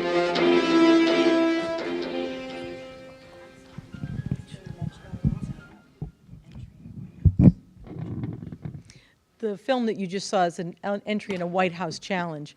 And what I want to point out to you is that not only are they doing some fun stuff with technology, they've touched on a lot of world issues, and they're very well aware of them. Even the irony of, imagine if candidates agreed. You know, they laughed hard enough that I think they get it. I don't know about everybody running to work, however. I might have to disagree with that one. I want to point out to you that these are the type of culminating activities that come when students pay attention to our learner outcomes. When they're learning at high levels across the disciplines, they're able to apply what they learn into these new skills, as well as to see the irony in the political scene, or to understand that it would be important to be, the world they want to live in is safer, is cleaner, and is more in agreement. It's really pretty high-level stuff when you think about it. So I think that was a perfect illustration of what we're doing at Shepaug and how we challenge our students.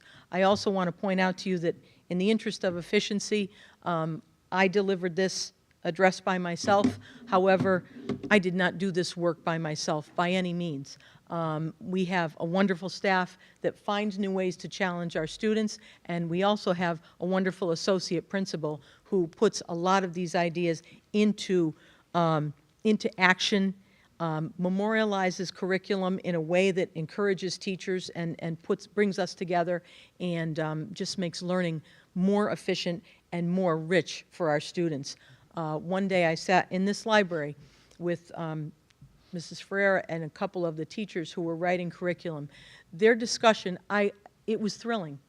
I really wanted to tape it and show that at a board meeting to show you what kind of conversations happen when teachers are talking about what teaching and learning looks like at Shepaug. It's very high-level stuff. So don't make any mistake by who is standing in front of you. It's a group effort, and it's a very strong one, and it's a very effective one. Thank you, Kim. Anthony. Thanks, Ken. On the AP exam, can you just talk, if you have them or know, about some of the scores? What kind of scores are we typically seeing on these exams? Well, it depends on the course. It depends on the year. I can... Can we get those? Oh, absolutely, you can. You can get any statistics. On the AP? On the AP exams? No. July to come, AP Oh, from this year? about the second week in July. You're talking Second about week in July. I just Hold on, assumed hold you were on. talking in the past because those scores are never available until like August. All right. So I was speaking Oh, oh. historically, and you can always get those results. Okay. So then I'll wait. Yes, you will. As will I. Yes. Thank you. Michael.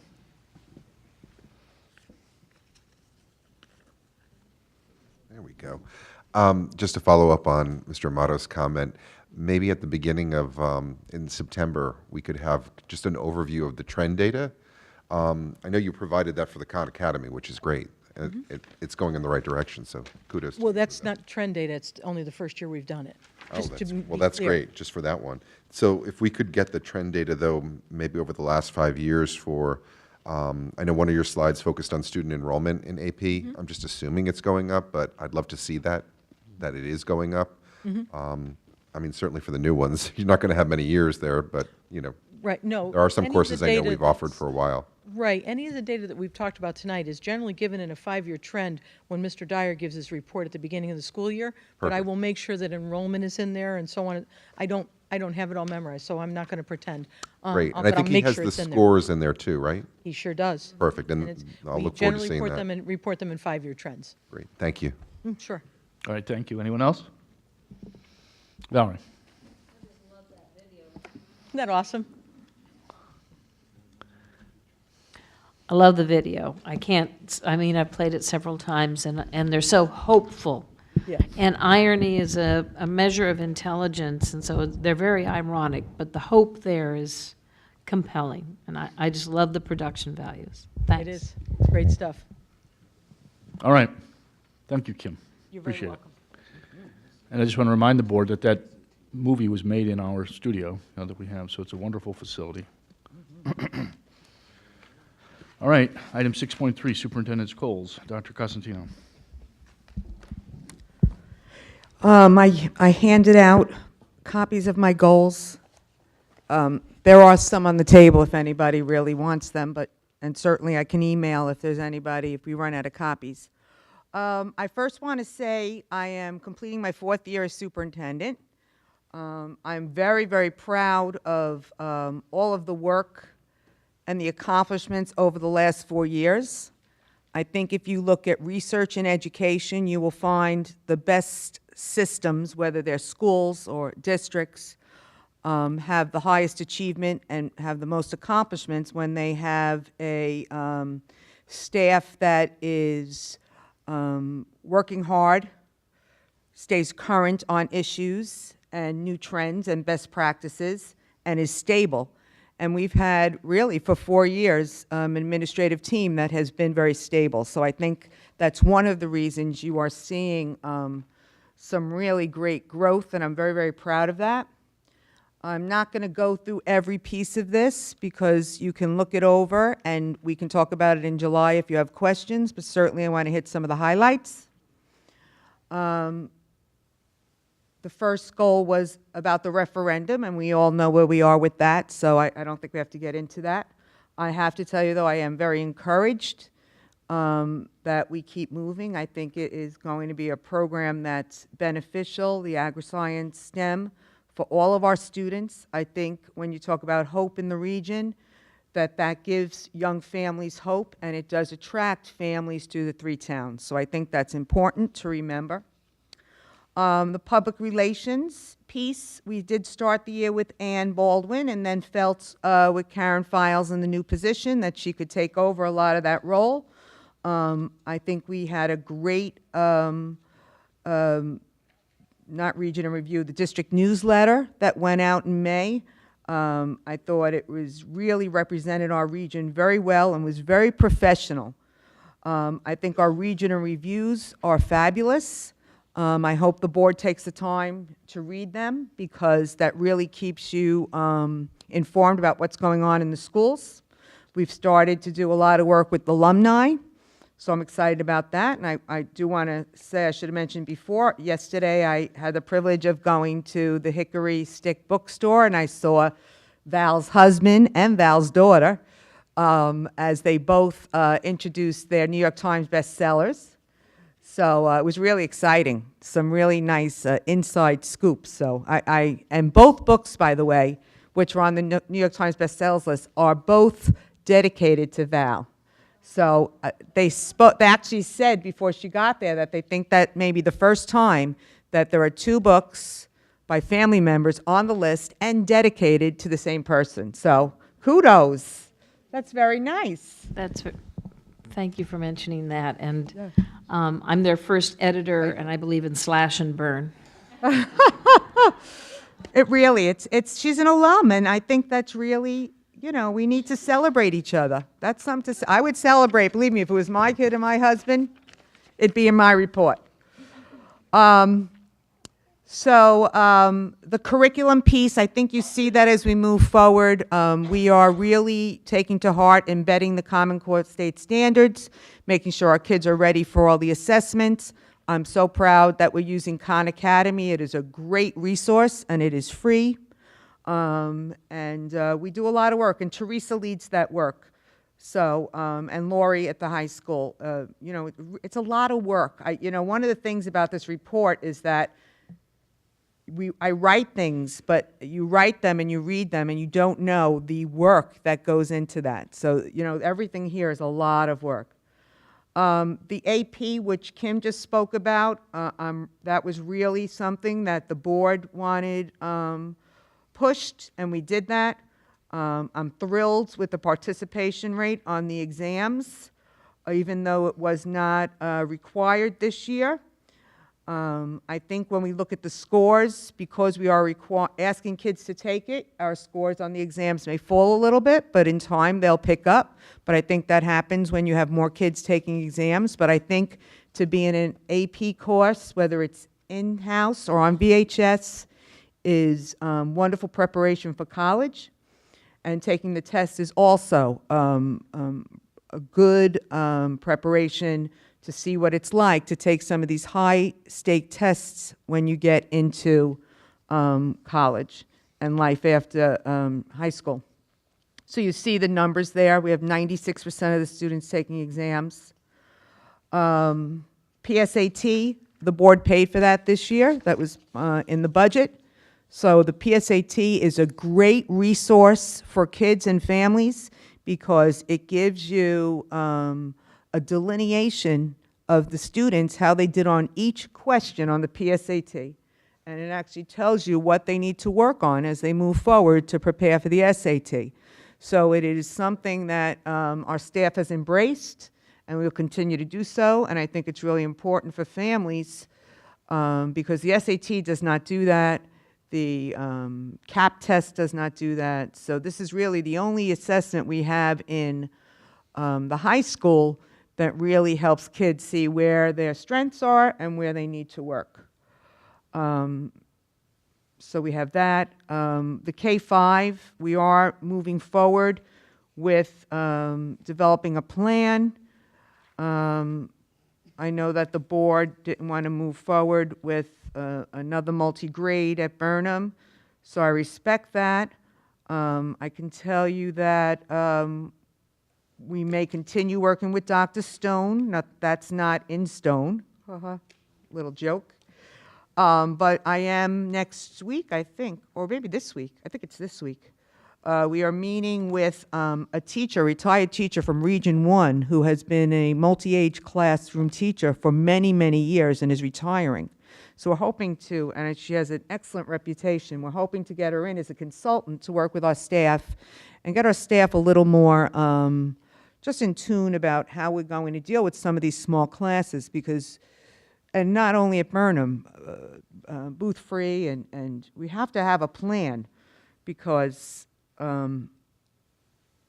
it's just something that we have to be prepared for. Sometimes classes are too small.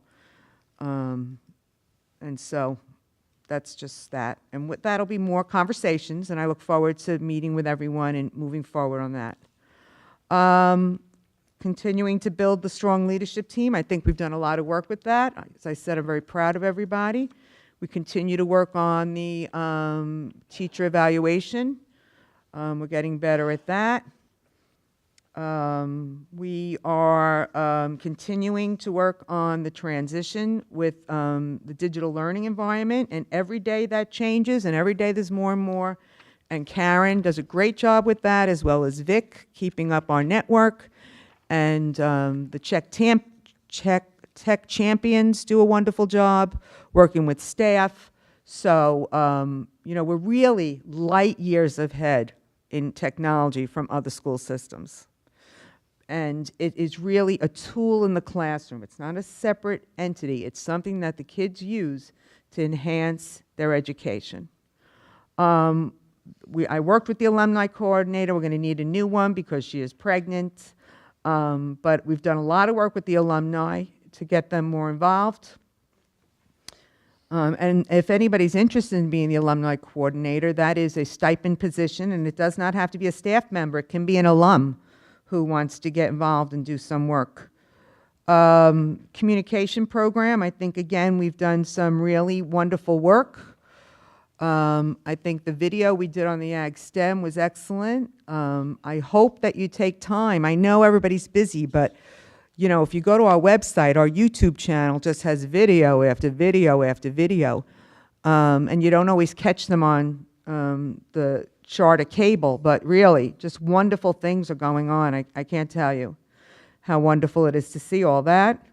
Continue to work with the Board of Education. I think we didn't really, because of Ag STEM, we didn't really do any retreat work this year. We introduced the Lighthouse Project. If we're not interested in that, I think we have to at least look for something to help us move forward in the coming year. I was noting when I was preparing for my eval that half of the board did not hire me. 6 of the people were here, and the other 6 are new. So it's interesting when you see that. So I think that's important. I enjoy going to the conventions, and I hope board members continue to do that, because we do learn a lot there. I think the budget process was successful. It passed. It was a negative 0.93. I think we did have a lot of pushback from people with what was going on with the state and the ECS grants and the Ag STEM. But maybe we need to up the ante a little bit and do some more workshops when the budget is done in the towns. I'm happy to do that. But also, I encourage people to come to our meetings, and the townspeople, and when we have our financial meetings with the finance boards and the selectmen, and you know, we offer a lot of time for people to come, and they don't take advantage. So I think people need to do that a little more, and I'll have to encourage that. And I just added just some highlights of WPS, Booth and Burnham.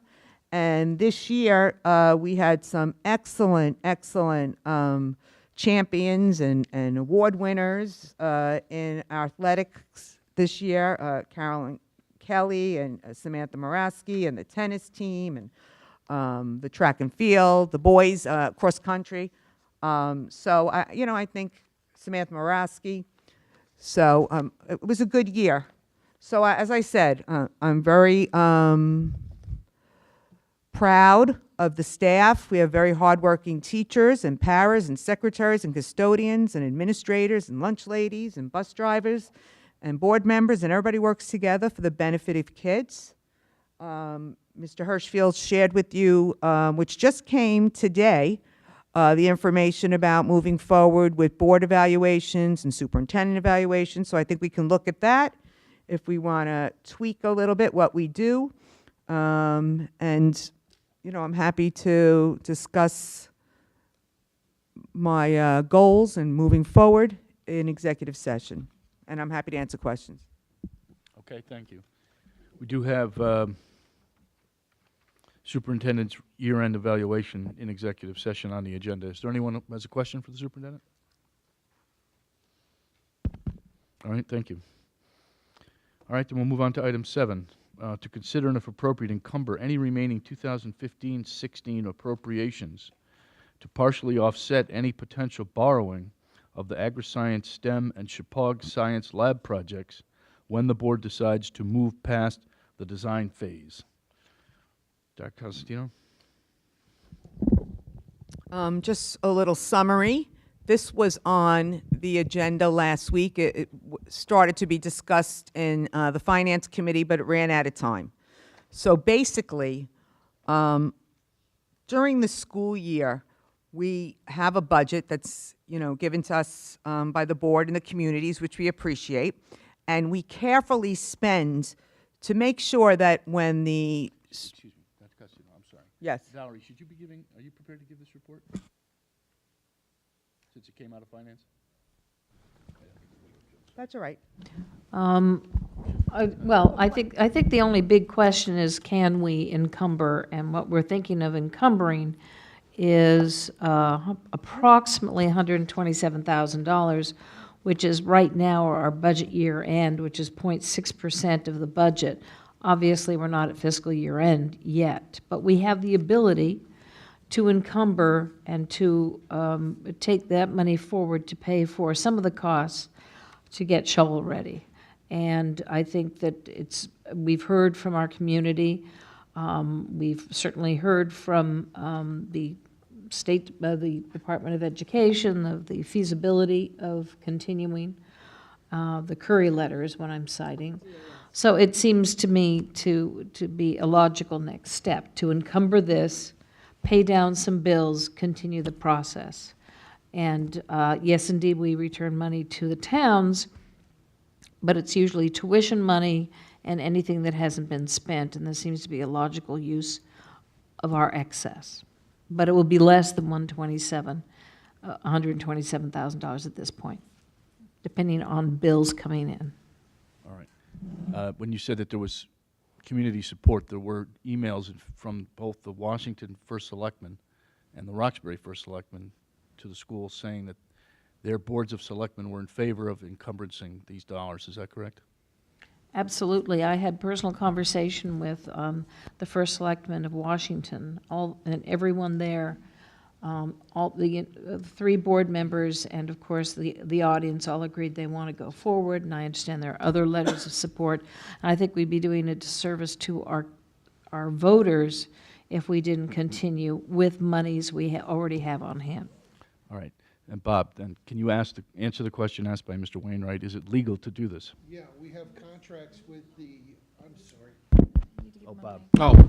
That's all right, Greg.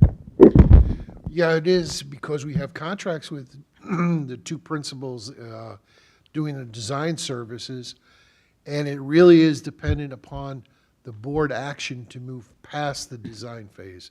So what we're doing is putting the money there. You get all your positive answers back from the state, get back in the mode of going forward to the design phase of this thing.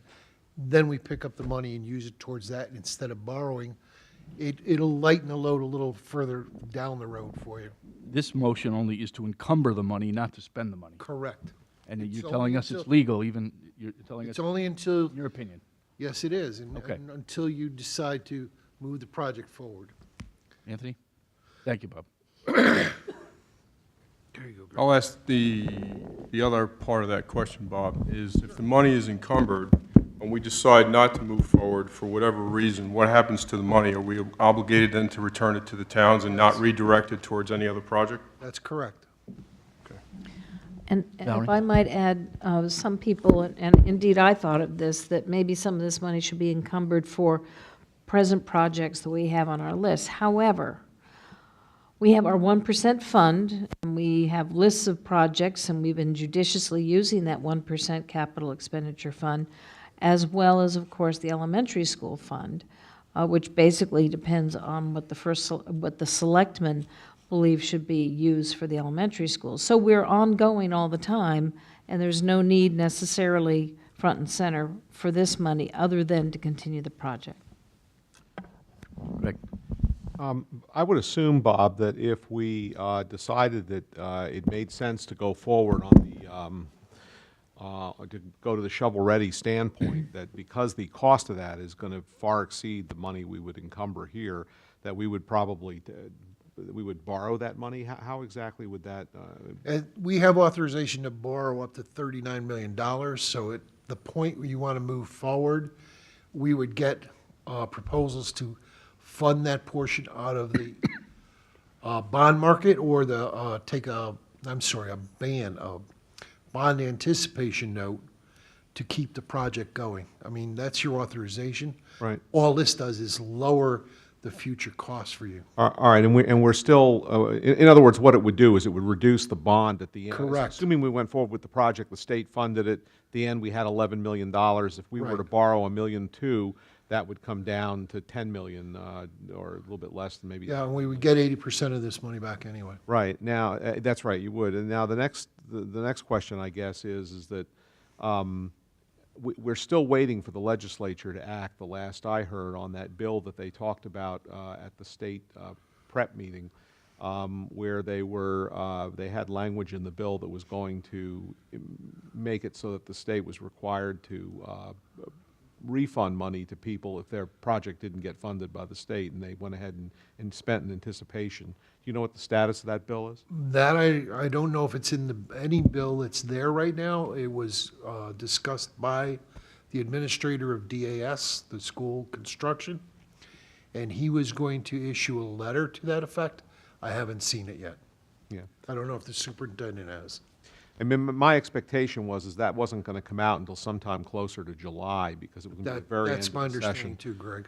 before that came out. So the last question I would say is that if you would like to discuss other possible ways to encumber this money, the Facilities Committee met tonight and basically prioritized a series of projects that could be put in place if you decide that, gee, we really don't want to encumber this money, with the theory that there might be a chance that it would go back and we would not be able to spend it, whereas we have a ready source of paying for the money to become shovel-ready, namely the borrowing and the bond anticipation notes, and that perhaps it might be more bang for the buck to try to encumber this money on school projects. So I'm prepared to present that at such time as somebody wants to know what we would be spending it on.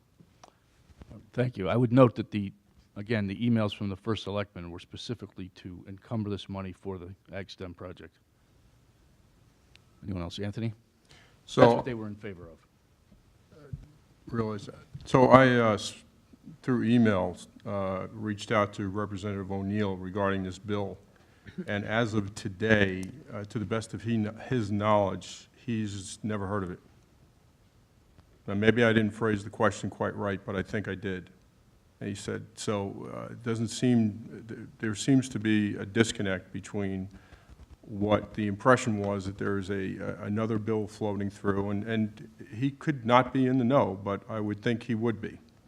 So I'm a little concerned that the odds are getting long here that we're going to put aside effectively $127,000 against a spending line of $1.5 million to get us to construction-ready documents, which in the end isn't going to mean anything. It's not material to the larger decision at that point. If we spend that money on other projects, such as creating a quiet space in this library that we heard last week, something that would give our students immediate, there's immediate need and benefits during next school year as we sit and wait for these things to show themselves, I think would be far more prudent use of the money. And I also harken back to a comment that was made during the beginning of this board meeting, is that while we've heard from a number of parents, selectmen, who are in favor of the program, there is an awful large number of people out there who voted, and I can't read their minds, but we do know that there was a few issues put on the table. We talked about whether or not some people, what information people were using to make their decisions. And while we said we would put some money at risk while we waited for the vote, because remember, Jim, the question was asked of us, what are you going to do if the state says no? Our response, I thought, was pretty black and white and said that we would stop the program. Which we've done. Which we've done, right, which we've done. But now everybody's saying, I don't know speak- that. I don't speak for the board. I assume that's what the board would do, and it did that. Right. So part of those voters that are out there, I have to wonder, you know, if we presented, if you dial back to November and we were in the public hearing and we said, we still have to get state spending, we have to put $1.7 million at risk to get where we need to be before we'll find out if, in fact, we would enjoy the same numbers. Maybe we would, maybe we wouldn't. But I think we need to think in a very balanced way about this, and right now we haven't decided this. We still don't know. We also need to deal with the Danbury cap and the implications of that on the business case. So I'm with Greg. I think we have a host of projects we would better suited to use this 127K for. Okay. Valerie? Well, the state didn't say no. The state said just wait. They could easily have said no, but they didn't. I do think that we've had a lot of community support to go forward. I consider this a down payment and a show of confidence by the board, not just a token. We have a facilities committee that prioritizes. We certainly have gone through lists and lists and projects for the elementary school. You know, things pop up and they should be put in their proper priority at some future time. We're talking about 127,000 or less that has intrinsically more value as a confidence down payment. I really think we have to show that we are here, we're going to do this thing, we're going to follow what our voters wanted us to do. And yes, sadly, we've been postponed on the project, but the state never said no. And in fact, we do have letters saying, proceed, get shovel ready. That's all you need to do. And I think it's well worth this. And we can, of any other issues that come up, we certainly have money in the 1% fund, not so much in the elementary school fund right now. But this is appropriate. And I think it is a down payment. I think that's how we have to look at it. Also, by the way, I wouldn't mind, and this is a message from the first selectman of Washington, it wouldn't hurt to kind of lean on Castle Booze and ONG so that they can work with us.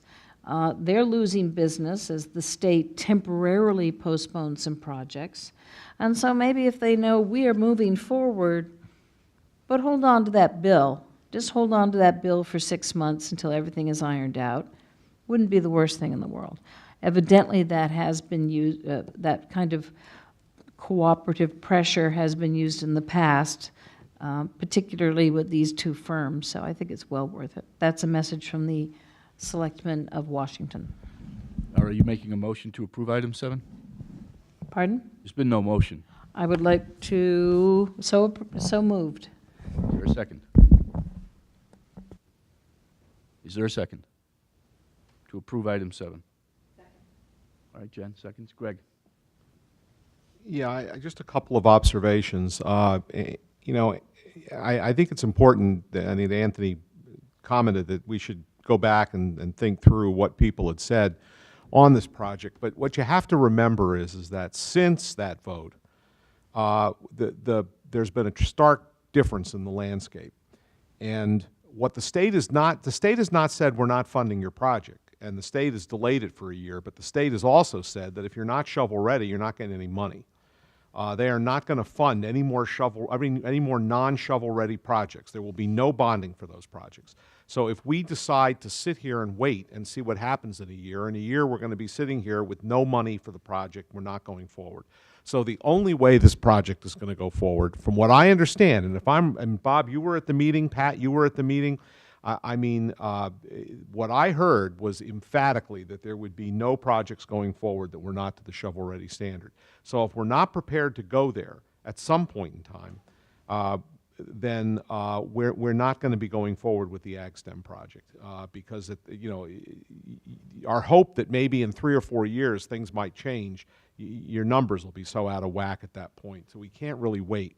We really need we're going to need fairly straightforward decision fairly soon to go forward. Now, we were hoping that we were going to get the backing that was expressed by the gentleman who's in charge of DAS, so that we would not be at risk for all of the money that we'd spent to go forward. Now, we may or may not get that, but at that point, we're going to have to decide: are we in on AgSTEM or are we not? Because a decision to wait is a decision to kill it. And so that's something I think we have to remember. Michael? Just a question. You had mentioned that as far as you were led to believe that the decision at the state level might be coming down in July, what would be the harm in waiting until our July 18th meeting? I'm sorry, Michael, waiting on this motion or waiting on deciding to go forward? Waiting on this motion and going forward. I mean, if we're going to... We're not deciding to go forward. We're deciding whether to encumber this money. Right. So even any financial steps at this point, including encumbering the money, why not wait until the July? If we are going to get some concrete language from the state, that would... It affect our budget year. Bob, is there a problem with waiting for this motion, this encumbering motion, to wait until July? Yes. Typically, you have to get everything encumbered by June 30th. That's including any projects, for example, that you have scheduled. So you would need contracts even to do work to use that money. You just couldn't encumber it and do it later because it's much different than it is in the 1% fund. The 1% allows you time to do it. This, we need to make a decision for June 30th. All right, so for money in this budget to be encumbered, it must be done by June 30th. Mm-hmm. I mean, I understand what you're saying. Michelle?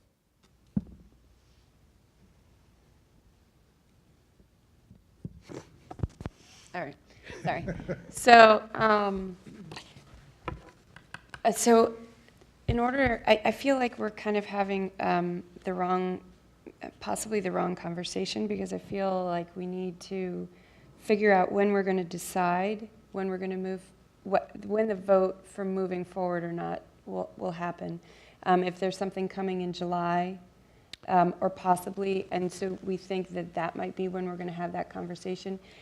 Because I'm torn. I feel that we don't need to encumber this money for the AgSTEM project. We've already we've got the money for that. We're authorized to borrow what we need, and we're actually already have paid, I believe, more towards it than we need to once we're reimbursed at the 80% rate. So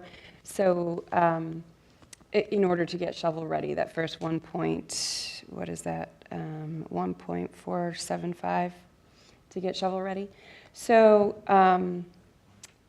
I'm in favor of encumbering this money for current projects that we have here at the school, although I hear what Valerie's saying about the symbolic move of encumbering it for the AgSTEM, even though it's not necessarily needed because that money has already been authorized. So in order for me to make the decision about what to do today, I feel like I need to know how we plan to make the decision about moving forward. you know, what are we waiting for? I know we don't have all the pieces in place, but I don't want to let that conversation just hang for too long. And I think also, I think probably a month or two of delay does not throw us off schedule, but I would love to hear from either ONG or Castle Booze. They can usually tell us what every month of delay means in escalation of cost, and at what points, having gone through it before, they can usually tell us, you know, if we don't have plans by here, if we don't start work by this date, then you're not opening your doors. And so I kind of would like to know where what the timeline looks like, and how long can we sit and debate whether we're going to go ahead and get shovel ready, because we all know that the state will not fund this project unless we're shovel ready. So we have to make that decision to move forward, or we'll be forever in limbo. So I guess we need to talk about that timeline. I think I can answer that question. No, If we wait until our July meeting to make that decision, we should still be on track for everything we need to do. We shouldn't have any, obviously every delay, a year delay in starting the project is going to increase the cost by a couple of percent. So that's going to happen anyway, but I don't think that the decision of waiting until July to make the decision is going to materially increase those numbers, other than what they're already been increased by the state's delay. I mean, when the state did this, I think they did something. I understand why they did it, but they caused an awful lot of problems, and I don't think they should have done it. But that is what it is. Look, I think we should go I mean, I'm prepared to go forward. We're not debating that. We're debating this. But I think the July date is soon enough. Peter? So, in other words, am I understanding this correct, that we need $1.5 million to be shovel-ready? Is that correct? That was the report, approximately, yes. Okay, and Valerie's talking about $127,000 towards that? Yes. Correct. To continue the process. And does that mean we would go to the bank and borrow another? Yes. You'd have to go to the bank on our own. In order to do that, wouldn't we have to get approval from the towns? Do we have the authority to just indiscriminately? You have the authority right now to do it. So we can go to the bank and borrow money? We could do it up to the $39 million today if you wanted to do it, but you don't have a need for it right now until you move the project forward. And if the project were not approved, and we spent that money, how would the taxpayers get it back? Well, you wouldn't spend anything until the board opted to move forward on it. Right, so it's the board says we're gonna move forward, we're gonna borrow $1.5 million. Borrows $1.5 million, gets shovel-ready, and the state doesn't approve it. The taxpayers don't get the money back. The Board of Education got beat. Okay, got beat. In that situation. It would have relied on the assurances of the state. There are no guarantees, and if it didn't happen, we'd be out the money. So maybe we should ask the towns if they're willing to be at risk for the $1.5 million and let them provide us with the shovel. If their board members want to get the shovel ready, we should send you to the 3 selectmen and ask them, are they willing to put up $1.5 million to be shovel ready if they're so enthralled with this project? Right? I mean, isn't that the way to do it? That's the way I would do it. I'd go to the town and say, look, we need $1.5 million. So the opposite. I mean, that's an approach. But illogical. The thought is that the people have sent us here as the Board of Education to make these decisions, to do these unpleasant things. Valerie. Well, the town of Washington has already said, proceed, do as much as you can, as soon as you can. And once again, I think we have to, show the faith in the project that 60% of our voters approved. I mean, we gave them information, and they said, do this, and we're very pleased that they want to be part of this. And it's the last thing we can do to save Shepaug, I think. It's built on a logical, good basis. 127,000 thereabouts. It's not a huge amount, but it shows the confidence in the project. We can always manufacture other ways to spend that money, but I would be against that. I'd rather return that money to the towns than to manufacture a project right now. When the towns have asked us, at least my town has said, use the money, proceed, don't return the money to us. We want you to use this to begin that process anew. Michelle. Just a clarifying question. Greg, I'm pretty sure the way I understood it is if we are shovel-ready at the next bonding session, voting next May, we're actually not a year behind, because that's exactly where we would have been had they approved the bond, and that was why they delayed us, just so that the money wasn't sitting on the table as borrowable, but not being used, because we would still be in the design phase. So at this point in time, I don't think we're a year behind. Well, we might not be. They're looking at it that way, but because I think that had they bonded the money in June at the end of the session, then we would have gone to the design phase, and we would be sitting here next year. And as long as we're not going next year to wait any longer than the end of the session next year, then theoretically we would be in the same place, and we wouldn't have a delay in terms of the actual state money coming through, but we'd be delayed a year on our project, and that's what the issue is, because we would not have necessarily, I mean, we would have waited for this. If the state had bonded it now, we would have gone ahead and commenced, and we would be breaking ground in the spring of 17 had the state approved this bonding. Now you're not going to break ground to the spring of 18, and it's when you're spending the money that determines that. Yeah, because if the state does not approve us until 17, they're not going to approve us till June, so we're going to be at least 3 months behind, because we wouldn't have broken 3 ground months, in April. but that's not a year. But it's not a year. We would have probably been a little bit of ahead. According to O&G, the start date, if we had had a positive vote, would have been August of 17. So you look at their schedule, if we proceed, we will intersect the same schedule with no impact. Yeah, I'm not sure if that's exactly correct, because that schedule was in flux, and it's originally started out in the spring because they had to do site work in order to move the tennis courts and in order to make the space available for construction. I think it's the construction that starts in August. Are they saying that the site work starts in August? Because that's new. So start construction. Well, that may be the construction of the buildings, but they had site work they wanted to start earlier than that. We weren't waiting till August to start it, at least that was my understanding. All right. Alan? If you recall on our, whenever that meeting was, 2 months ago, when O&G was here to present, they gave us a kind of a chart, a timeline, which unfortunately I can only have on my phone here now. And it was dealing with our options of either continuing with the design phase or waiting for funding. So if we were to continue with the design phase now and in good faith expend our $1.7 million, and funding became available in June or July of 2017, we could start construction immediately in August of 2017. That's what they said. However, there would have been most likely an earlier start date had funding been available this year. And then, of course, if we wait for funding, we do nothing, which apparently, from what I'm hearing now, is moot. In other words, if we wait for funding without doing anything, funding would be available June 30th of 2017. We couldn't start construction until July 2018 because we'd have to go through the shovel-ready phase, design phase.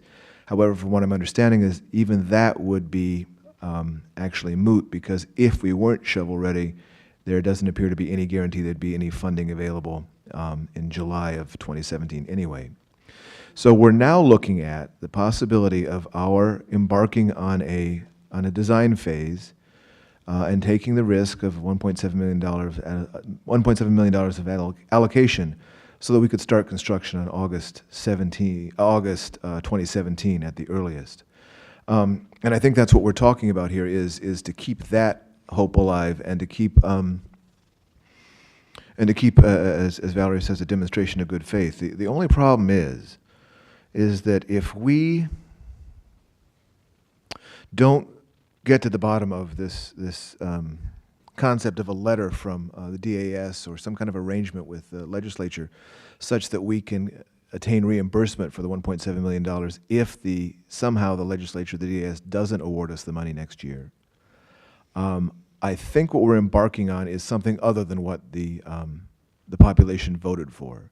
Now, I know there are a lot of people, and a lot of people voiced tonight, that they're willing to take that risk. But we don't know whether there is a majority of people, because we ostensibly said, not literally in the language of the referendum, but we did maintain for the referendum that we wouldn't spend money unless state funding were guaranteed. Now, at some point, as one of our citizens pointed out tonight, we were actually mistaken about the logistics of that state funding. But as it turns out, when we did realize that the state funding hadn't been earmarked, we did make promises that we weren't going to spend this $39 million unless we were guaranteed that there was going to be funding for the roughly 80%. So now we're at this crossroads, and I think in the short term we need to wait until July to see if this letter materializes. And if it doesn't materialize, then we really need to discuss what we're doing in terms of following through with the project, because it is our last great hope, or not following through and having to adjust our understanding. Whether, I'm not sure I agree with Pete that it's a matter of turning to the leadership of the towns, because they also have to, that's having them not necessarily foot the bill, but shoulder the risk. I think it might be, and I know this could sound horrible, but it might be necessary that we have another referendum to say, all right, and a quick one, to say, all right, we are now going to risk $1.7 million of taxpayers' money. It really is permission to go to a casino and put it all on red, because we have no guarantees. Do you want to take that risk? If you don't do it, this could be the last hope for Shepaug that we are passing up. If you do it, you could end up spending $1.7 million on absolutely nothing. And that is a different question than the one we posed last November and got a resounding majority affirmation for. So I think we have two steps here before we can start doing this. And even $127,000 seems like, in a way, it seems like a much smaller amount of money. But then again, up against $39 million, or our portion of that, it really is a small amount of money. And therefore, I would rather do something else to show our good faith, such as what I'm saying now, than spend even that amount of money unnecessarily. So I think if we can wait, I know the encumbering is difficult for this, and I know it's unusual, but I'm not sure we should, well, I'm not sure. I don't think we should go ahead with this motion now, and I think we have to find out about the logistics of whether there's going to be any kind of sharing or taking over the risk from the DAS or from the legislature. And at that point, depending on the yes or no that, we have to go forward with finding out exactly what our towns want us to do, because it really is too big a risk for us to, as much as we were here to lead, it's much too much of a fiscal risk for us to take on without turning to the towns for a full vote. All right, thank you. Jen?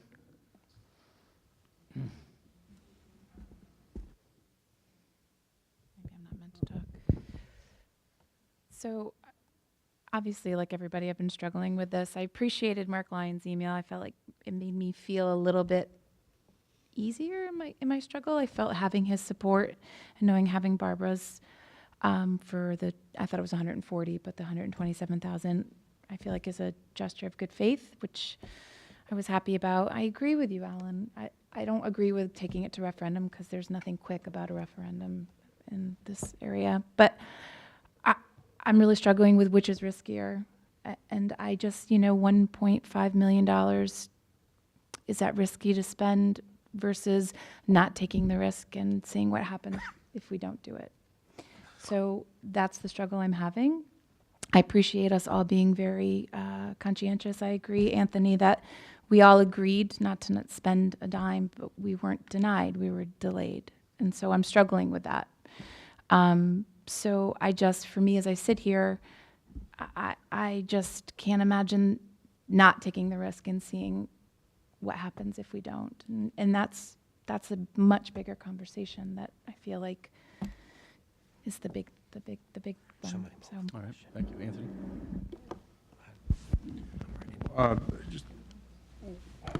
The project may have been delayed in calendar, but being delayed would almost imply that it was approved conditionally, and we have to wait for the calendar to drift by.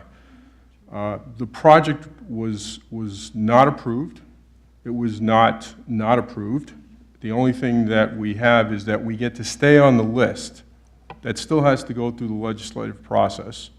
That's still subject to the same economic dynamics that were that affected this bill, which, if you recall, there was conversation around this table that it's a formality. These things never happen. Art O'Neill couldn't even answer the question I asked him about when you have a list like this and you have to cull it down, what's the process? His response was, I don't know, it's never happened before. So we have to go through this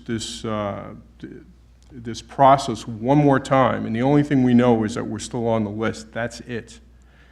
And we seem to be having the debate we said we were going to have at some point in the future, Jim. And It should speak to the motion. But yeah, well, granted, and they're all good points, and you know, we talk about showing good faith. We've heard from a very small fraction of the people who voted for this project. Some significant names in that the selectmen of the town, but I've talked to a number of my friends, my neighbors who asked me, looked me in the eye and said, what are we going to do now? And this was right after the referendum.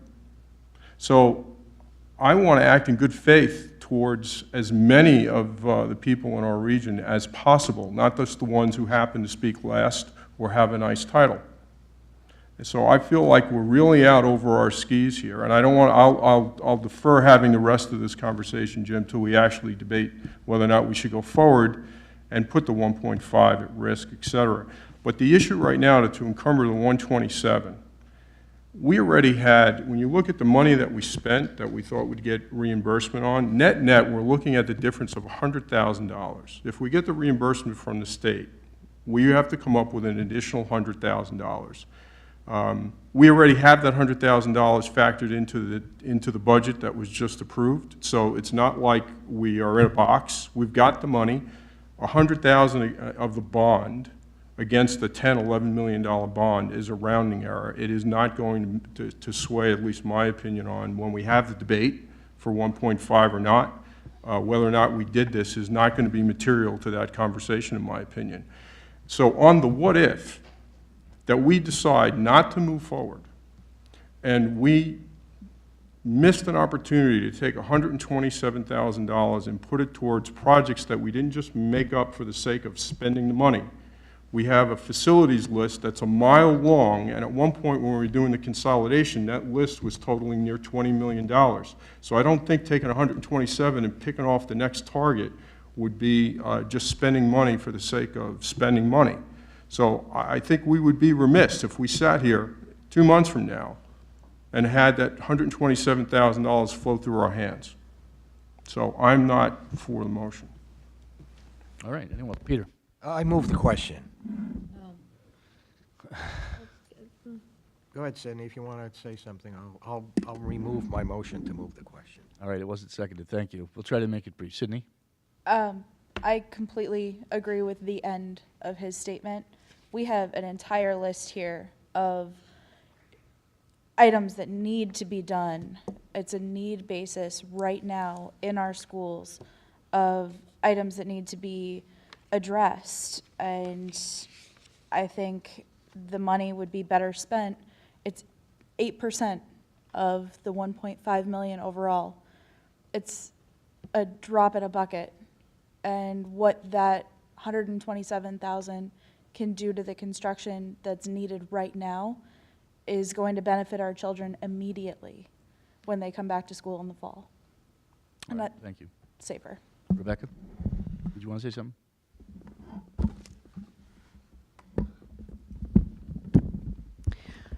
I think that we should be cautious about letting the June 30th deadline to encumber this 127,000 create additional pressure on trying to make a sound decision regarding whether we're moving forward or not with Ag STEM. I think that we're still waiting for information from the state. We should not allow this June 30th deadline to create additional stress. I concur with Anthony, with Greg, with Sydney. We have plenty of work that needs to be done. It's not make-up work. It's work that should be done with immediate results. And we should give the Ag STEM discussion, its due process, separate from the issue of meeting a deadline at the end of a fiscal year to encumber $127,000. All right, Valerie. One way or the other, then we're looking to encumber, aren't we? And Well, if this motion fails, it wouldn't be, it would be subject to another motion to encumber, quite frankly, which isn't on the agenda. right. And June 30th looms, and yes, indeed, I know we have some important projects there, but just like we got into a real problem with whether we do or do not follow certain regulations to put a sign up in a town, we have here an organized process of identifying projects, and part of that is building the budget and then saying what are the capital plans for each and every budget year. So we go through a process, and now all of a sudden we're just going to find something that's at the top of the list, all worthy, I have no doubt, all should be funded at some point, yes, but go through the process that has been well established. Right now, we do know that a vast majority of our taxpayers want to see us go forward on a project. We are indeed stymied by the highly unusual activities of the state. But I do think that using this money that our first selectmen, our select boards have asked us to do, to proceed, to do what we can, is very valuable, has extreme value in this case. And it's 127, or net of 127. We're not talking about the big number of 1.5 at this point. We're not going out and borrowing the whole thing right away. We're only asking to encumber what we have left in the budget by the end of this fiscal year to go towards the further development of a shovel-ready plan that our taxpayers have already approved. That's all.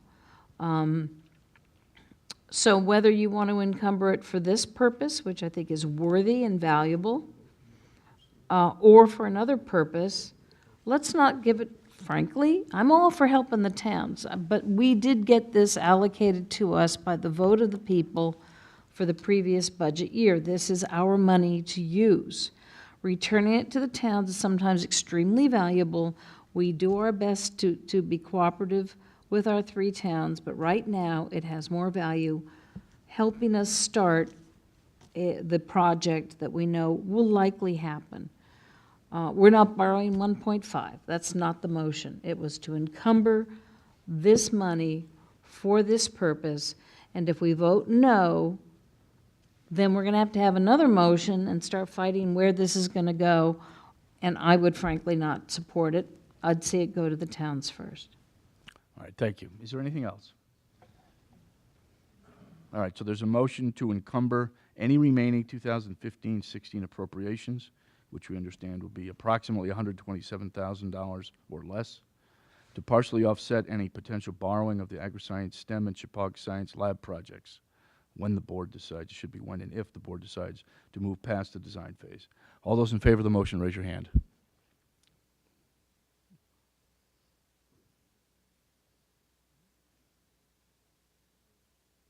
All those opposed, raise your hand.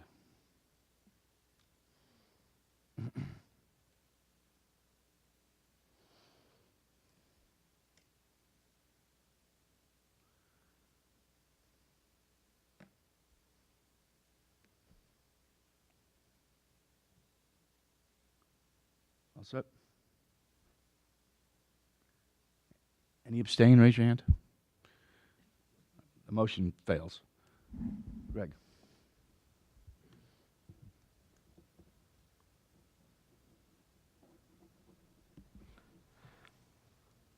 I'd like to move that we add an item to the agenda.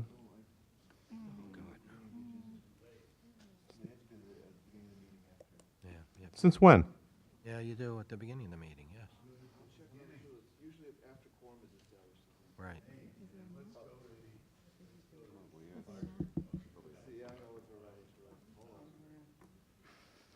I'm not sure that's a Robert's Rules issue.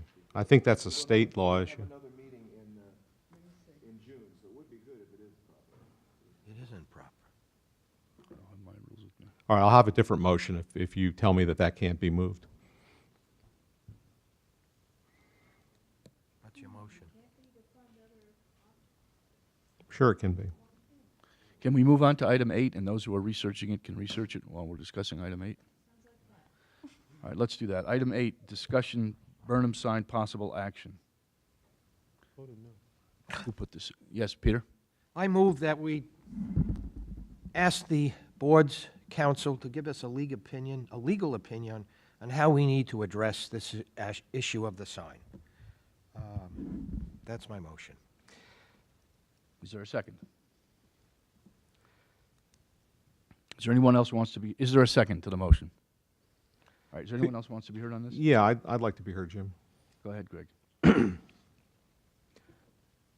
I kind of wish that we had had more time to really think through this and to parse through this sign issue. I did speak with, with counsel to get a sense of this, and the issues. First of all, I asked Don O'Leary to go out and look at the issues related to the facilities, because that's something that would have been helpful to know before the sign issue came up. And the two issues were whether or not it created any sightline issues with leaving the site, and the second issue was whether or not it created any maintenance issues as it was constructed or proposed to be installed and in fact installed.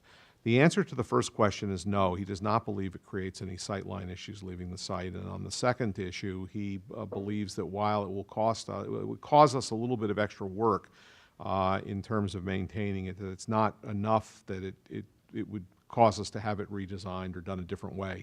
So as far as I'm concerned, the facilities questions that we had last time have been resolved, at least to my satisfaction. And I think Don's satisfaction. So the issue on the sign is not the facilities, it's the content of the sign. So the question is whether a sign, and I wish we had it up on the board in front of us, it would be really nice if we have all this technology that we could get things that we want to look at on the bloody board so we can see them. But my recollection is that the top of the sign, it said Burnham School, and then it had a telephone number for the school, and then at the bottom of the sign it said something about scholarships available. And I can't remember whether it said anything about tuitioning in or seeking tuition students. I don't think it did. Scholarships and incentives. Scholarships and incentives available. Right. Well, I think the phone number was above the scholarships and incentives available. I think the scholarships and incentives available was at the bottom of the sign, if I remember it. But neither here nor there. It doesn't matter. The question is whether those two in combination with each other give the impression that the money that's being made available for scholarships is being funded by the Region 12 Board of Education, which it is most certainly not.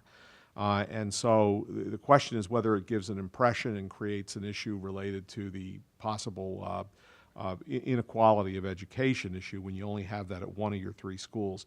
I do not believe, I think my initial concern was that those two working together could be a problem, but I'm not sure that's the case now. And the more I thought about it, the more I thought that if we have a school, it's a sign for the school saying this is the school. And if it's got the phone number for the school, that's probably not a bad thing in and of itself. If it talks about scholarships being available, those scholarships, the real critical question is less, is it giving a false impression, and how is it handled by the school when they call that number? And the more I thought about it, the more I thought that that it doesn't give a false impression if we correctly, because the first place people are going to have to go before they can even apply for a scholarship is they're going to have to be admitted to the school. We're not required to take everyone that walks in. The superintendent has to make the decision whether they're admitted. So if they're admitted and they're taken in, then at that point the scholarships may become relevant to those people, and then they can be directed to the town of Bridgewater and the PTO to see if they can get scholarships from those people. And the way I understand it, the town scholarship is for all intents and purposes a pass-through. They're, in essence, borrowing the money that they otherwise would get from the payment, the reimbursement from the $7,500 tuition. So if that's the case, then it seems like a defensible position there. So what I'm saying is I'm not sure we need to change anything. I think we can leave it the way it is. All right, hold on, please. Are you done, Greg? I'm done. That's it. That's Valerie. I'd like to make a motion that we leave the sign just as it is, certainly through the summer months. And in the future, if the board wants to develop some kind of policy about signs, we prepare that policy and make sure all members, all parties are aware of it. And I did just send that to the board. Nothing wrong with that sign. Second? All right, it's been moved and seconded. Is there any discussion? Greg, in your conversations with council, did he opine as to whether or not the school phone number should be on the sign or some other phone number? Well, I think he talked about that it would be, that if this number were to refer to the scholarships, then it would be probably better if it not be a school number. But the only thing is that and I'll tell you, I did remember there was a number in the middle of the sign. It was K5. That's what I forgot. There's a 5 in the middle of the sign. But Doesn't say. I don't know if looking at the sign, he didn't see the sign because I didn't have it with me when I talked to him. And I don't know if he might think differently than what we originally discussed, but I don't think that the sign necessarily presents the problem, because what he said is that the most important thing is how are the calls handled. And that, I think, is the critical element here. And so I'm willing to say that we could probably go with the sign and it not be a problem. If you want to submit it to him to have him give it a look to be sure, that's fine. But I think right now I'd leave it the way it is. I agree with Valerie. All right. Has the motion been seconded? If not, Yes, it I'll has. second Yep. Sydney? So I was the one that made the motion last week. And I think prior to that, Carolyn had a great argument for the sign tonight. I wish we heard that going into it last week, because I would have approved it last week. Had we had the discussion about it, if it was presented to us, I realized that the initial sign was sent to Dr. Cosentino and not to the rest of the board. But the board was who discusses it and approves it. So I feel like it should have been a group It should have, yeah. effort. And I apologize to you and to Bridgewater for making that motion, because we just didn't know. And I completely commend you on everything that you're doing. You're doing a great job trying to grow Bridgewater, and it's a positive action that you're taking, and I think it should stay. Valerie? I also think the board was highly remiss in having action on a non-agenda item. And we really need to tighten that up. That was not correct whatsoever. Now, obviously, scholarships and incentives are the only issue here, but it's a general thing. It's not, it might be implied by some, it's Region 12, hopefully in the future, some other school that might want to put a sign up might make that more clear. But the fact is, it's a good-looking sign in a beautiful town, and it's effective, and that's all that matters. And maybe, once again, we'll get some procedures in place so that we don't have to worry about this in the future. Michelle? I just wanted to add that I would support, wait, what was the motion? It was to... Leave it up this summer. To leave it up for the summer, yes. So I support that as well. When I supported having it adjusted last week, it was because we had received so many calls, and I was concerned that there were, that the residents were upset that it appeared that Region 12 was,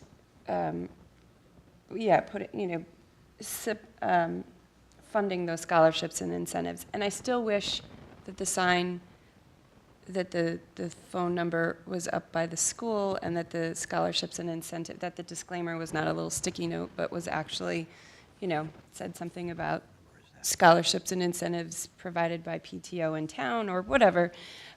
But it is what it is. And as long as the people who were concerned that called have been answered, I haven't heard more concern after those initial people.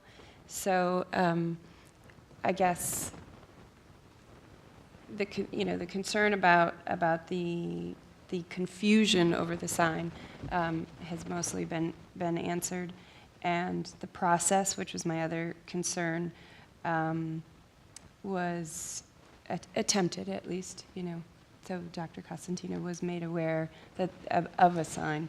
It was, unfortunately, the disclaimer did not get on there, but, you know, and I'm not really sure about the specifics about that. But anyway, I applaud the efforts, and I'm glad that it is producing some traffic, so that's exciting. So I support the motion. Greg? Yeah, I just have one question. We took a vote last week that's, I believe, null and void to have the sign taken down. So the question becomes, why do we need a motion to leave it up? Why don't we just simply say, we're done with this, that sign stays? Well, why do we want to say just leave it up for the summer? Well, because if it were not properly on the agenda, then it has no effect.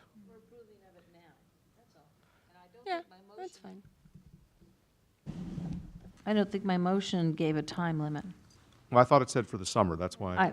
I said in general. Oh, that was a comment, not part of the motion. So I do think if Okay, you I'm could fine. read it back I'm fine. to see what the motion was. Anyone else?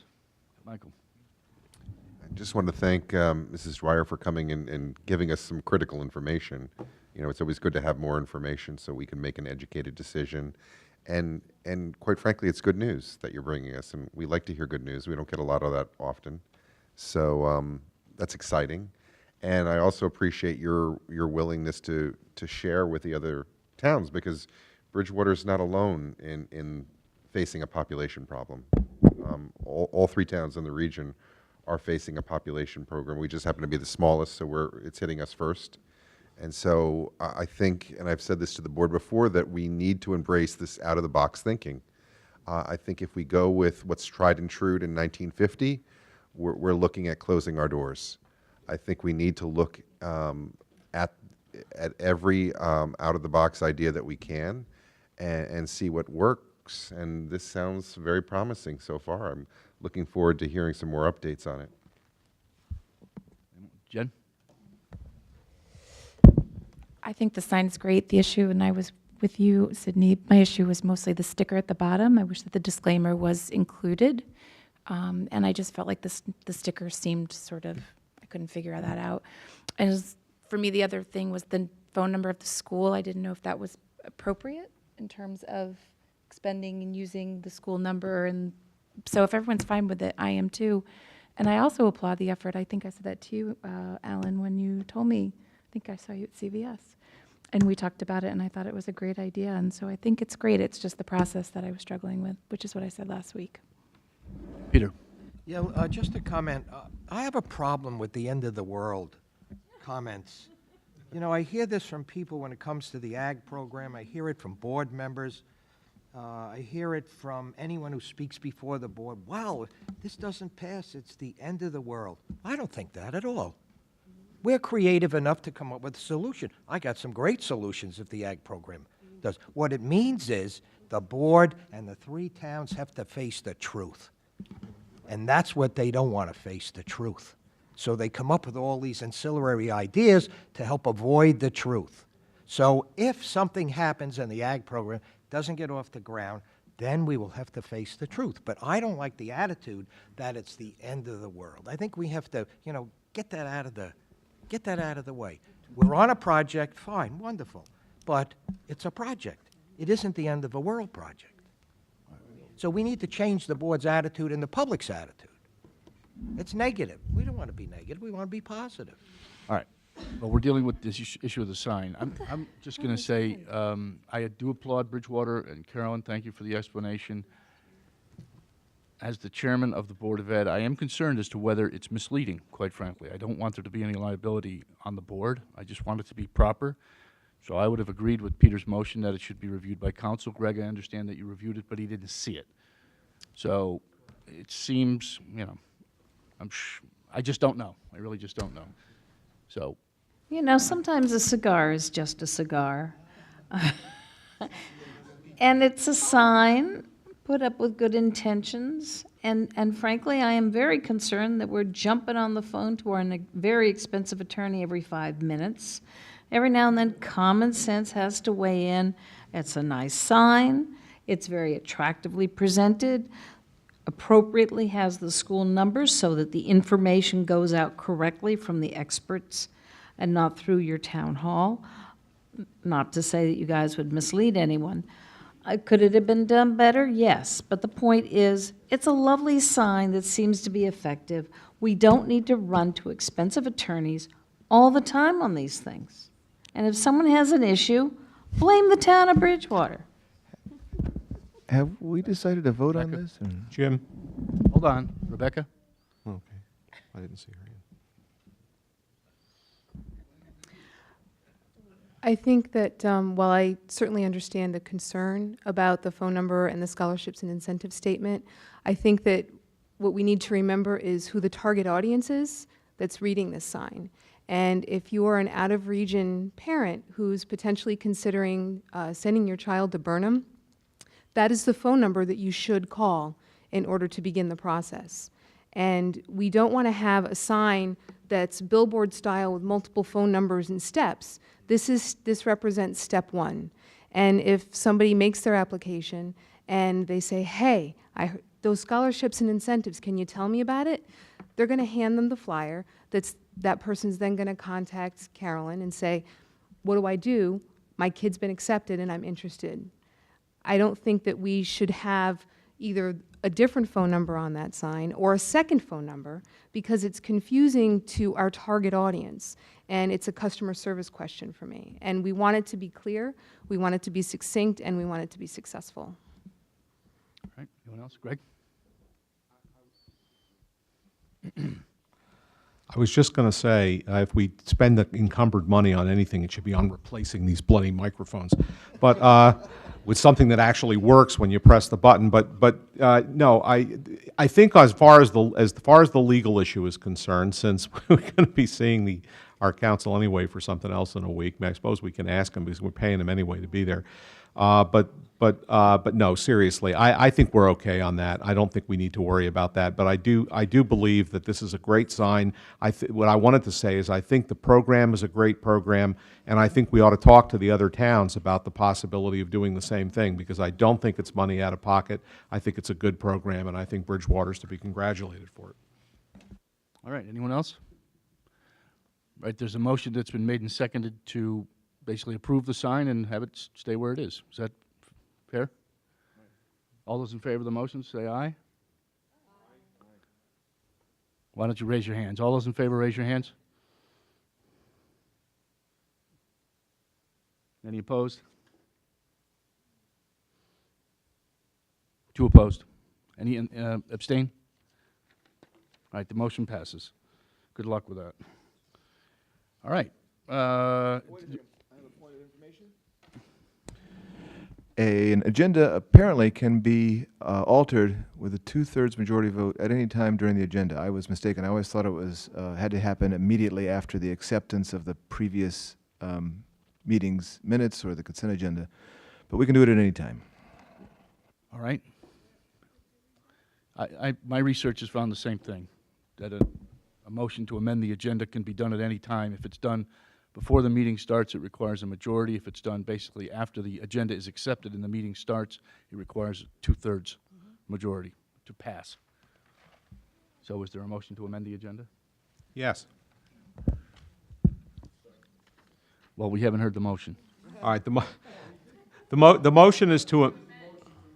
But to state what? To add what? Yeah, I have to state what it is. The motion is to amend the agenda to add an item 7A in after 7 to, or wherever it has to go on the agenda, to encumber any remaining 2015-16 appropriations to encumber them in favor of a series of projects related to the Shepaug Valley High School, which I will detail. Wait a minute, you got 2 motions going there. Your motion should be to amend the agenda. Then if 2/3 of us agree, then you make your motion citing your particulars. I'm still citing I'm still telling you what the motion is. I mean, it's not good enough just to amend the agenda. You got to tell what it's for. You move to amend the agenda to state this, to state this motion. To state this motion. This is what the motion on the agenda will be. It will be to encumber the remaining 2015-16 appropriations to pay the cost of the following projects. And those projects are cafeteria, to complete the cafeteria lighting project in accordance with the lighting project that's been done in the mall for lower energy cost. That's a project that Don has estimated to cost.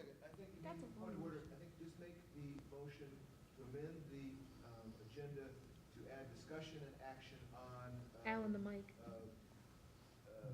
Encumbering money for facilities. Good, done. What am I? Thank you. I mean, I said that. I know, but you didn't say it. Didn't say it closer to him. I don't know. All right, that's fine. Go ahead. Yeah, a man All right, that's says my it. motion. Did you get the Man motion, said- Sue?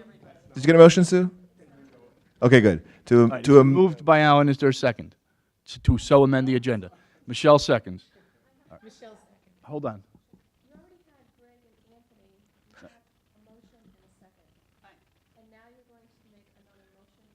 Yes, the first motion, Greg, you withdraw your. No, I will take a friendly amendment to the motion. Let's get rid of this thing. I'll take a friendly amendment to the motion that it will just be to amend the agenda to add discussion and action on the encumbering of the remaining 2015-16 appropriations to pay for the cost of certain projects at Shepaug Valley High School, which will be detailed in the discussion. Is that it, Alan? Yeah. Somebody get a second? Oh, Michelle had a second. Right. No, Michelle Anthony didn't have the second to the. Is there a second to Greg's motion? Anthony seconded. Anthony seconds. All right. You already seconded it. So we have a motion that's been seconded to amend the agenda as stated. And just for the record, Anthony, do you accept my friendly emotion to my? Thank you. There we go. Now you're good. Amendment. All right. All those in favor of the motion to amend the agenda, say aye. Aye. Any opposed? Any opposed? No. Hold them up has to be 2/3. All right. All those in favor of the motion, raise your hand.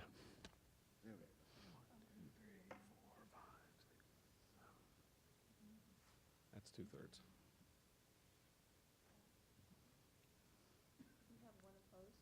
All those opposed, raise your hand. All right. Any abstain?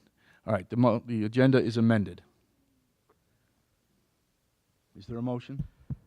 Well, yes, I'd like to make a report on what facilities has detailed as their current priority projects, and then we can decide if somebody wants to move to encumber the funds for those. Okay? I'm going to give these in the order of priority that we had this discussion. The first item is one of the problems we've had in the gymnasium has been there are a set of doors that were designed into the building to open across the gymnasium. To separate it into two rooms. There is a track in the floor. That track was kind of filled in, and the wall door is in place, but it can't move anymore. That track is not filled in well. As a result, there's a little bit of a not quite tripping hazard, but close in that floor. Don has obtained an estimate to sand that floor down in its entirety, correct the track, fix the track that's in the floor, and put the new Shepaug logo in the middle of the floor. That's $30,000, and that's something that should be done because, frankly, it looks terrible and it plays worse. So that's the first item. The second item in priority is the treatment that you've seen in the mall with the resilient flooring, the painting of the walls and ceilings, and the installation of lights. That was planned to be continued around the school in various hallways. The next project is to do all of the hallways north of the mall. When I say north of the mall, I mean in the direction of the gym, the pool, that direction, going that way from the mall. That would take you down the athletic hall, across the music hall, and back up the arts hall. That project is $72,000 to complete that whole area. And it's critical. It will not interfere with the AgSTEM project, should the AgSTEM project be completed, to work on that end of the building where those classrooms are changing, because all of that work is on the opposite side of those walls. So it will not invade the space in the hallway. And you don't want to stop a project like that because you don't want to have a termination of the resilient flooring. You want it to continue all the way through. The next project of a high priority is to continue that project on the high school guidance hallway. That hallway needs to be completed up to the area where the ag stem would affect it. That's a $34,000 project. The middle school hallway is another $34,000, and finally there's about $26,000 in cafeteria lighting. That's to bring the cafeteria lighting up to the same level of the mall. Those projects total about $140,000 or maybe a little more, if I'm not mistaken. So there may not be enough money for them, and that's why they were prioritized. So that at least gives you projects that, should the amount of money be more than we expect, you've got it properly encumbered for things that need to be done to move the high school forward. And should that money be more than sufficient, well, then you may have some going back, because these are the projects that we've identified as priority projects. If we had any money left over after that, we would start working on the windows on the school. But that's pretty much where it is. So if you have any thoughts on it, that's what the Facilities Committee would propose to the board be the order of projects that need to be done. If you would like to encumber the money, you need a motion. Greg, one question. In the cafeteria, is the budget will also, what are we doing with those shades, speaking of getting rid of old logos? Is that already being taken care of elsewhere? I don't know. You add that to your project list. Yes, that's on the project. That's on your list, Don? Oh, regular maintenance, yeah, those will be replaced as part of the maintenance budget. Okay. That schedule of windows in there is supposed to be in the capital project as it is now. Well, the windows in the cafeteria, that window wall's being replaced as part of the summer work, as part of the capital expenditures. I was talking about the other windows on the building that's not part of the summer work, and which all need to be. Is there a motion? So I'll make a motion to encumber the funds to, Greg, I'm not going to get the project slide, but the gym floor, the hallways, and the cafeteria lighting upgrade. Is there a second? Second. Peter seconds. Any further discussion? Yes. Valerie? How much of this can handle through the 1%?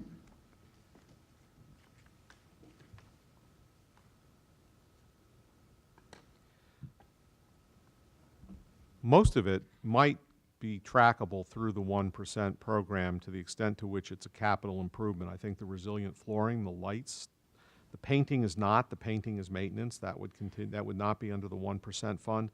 The painting on these, the walls and the ceilings is 12, 22, 28. About the gym floor. I mean, you're looking at about $60,000 in painting in that budget.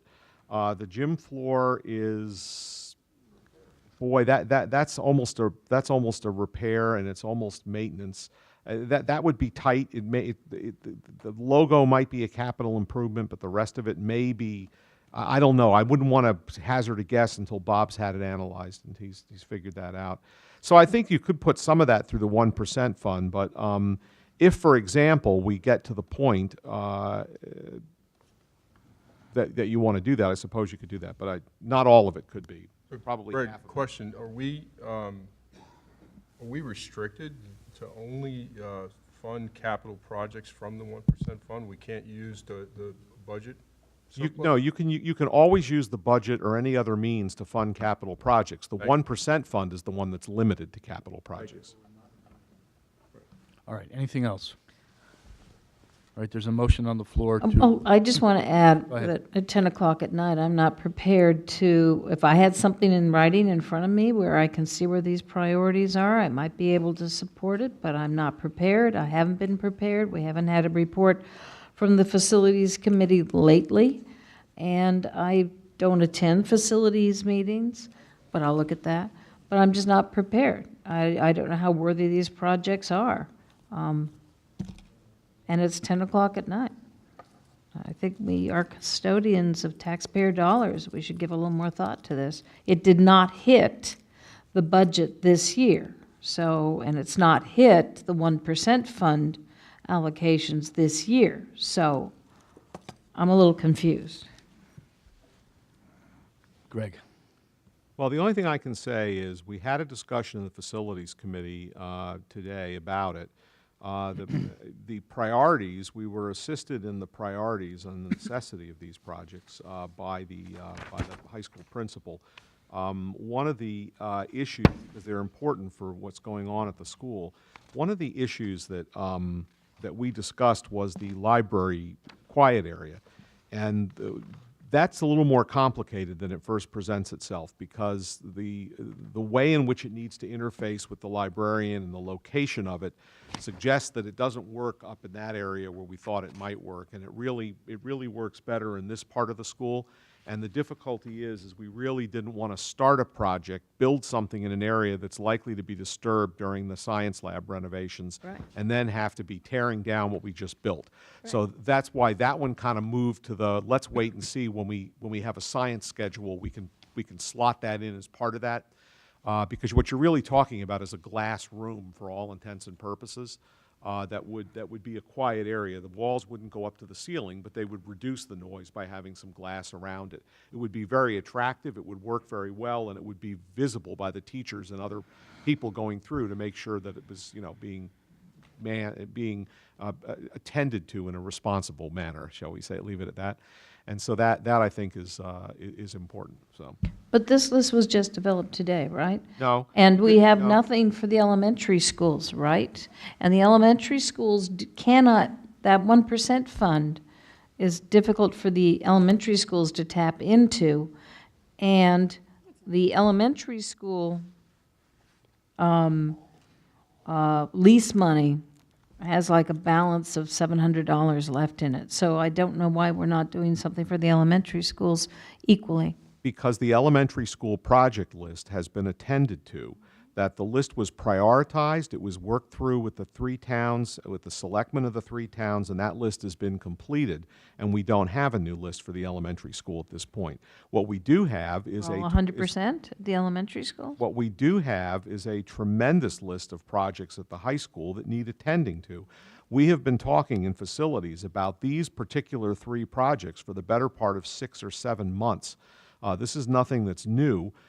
We have talked in the past at meetings here, I believe, about the need for school improvements and to try to get some of the items off of our long-term capital list as we have money available, so we don't have to go back to the voters with a bond issue for these things. And this is a great opportunity to get some critical items off the list, particularly, and this is another thing that actually is a vote of confidence in the AgSTEM school, because one of the things you're going to need to do before AgSTEM open is you're going to need to get the rest of the school up to an appearance level where it looks proper.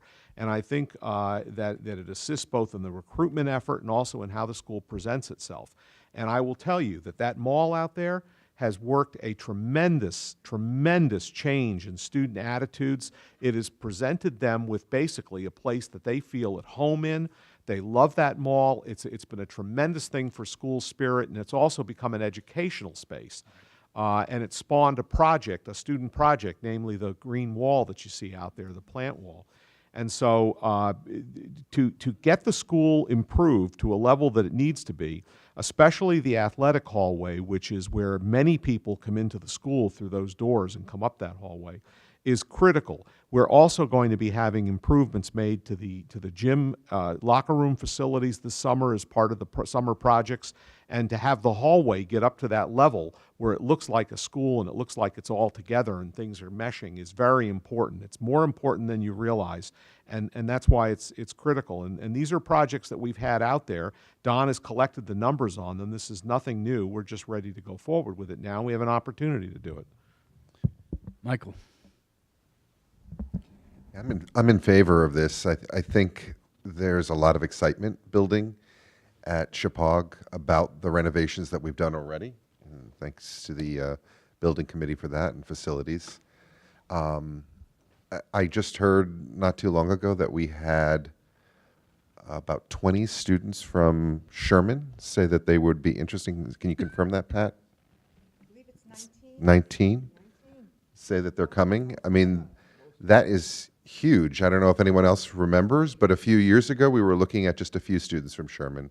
And I have to think that their first impression when they come and tour the building is such a positive one that it's helping to make a difference. and I'd like to continue on that wave. I think the students deserve it. I think we've spent a lot of time and attention on the board working on the elementary level, and I think we all know that Shepaug needs that work. All right, anyone else? All right, there's a motion on the floor then to encumber the remaining 2015-16 appropriations to pay for certain projects enumerated by the building committee. All those in favor, raise your hand.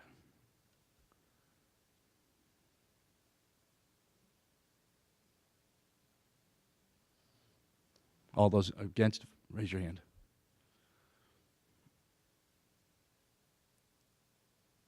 Any abstains, raise your hands. One abstention. All right, the motion passes. All right, is there a motion to go into executive session to discuss superintendent's year-end evaluation and to review non-certified staff 2016-17 salaries? Mr. Chairman? Is there a motion to go into, yes, Peter? No, I have a question. It's 10 o'clock already. Would board members entertain the concept of dealing with a 9 and 10 tomorrow? We have another meeting tomorrow night, correct? No?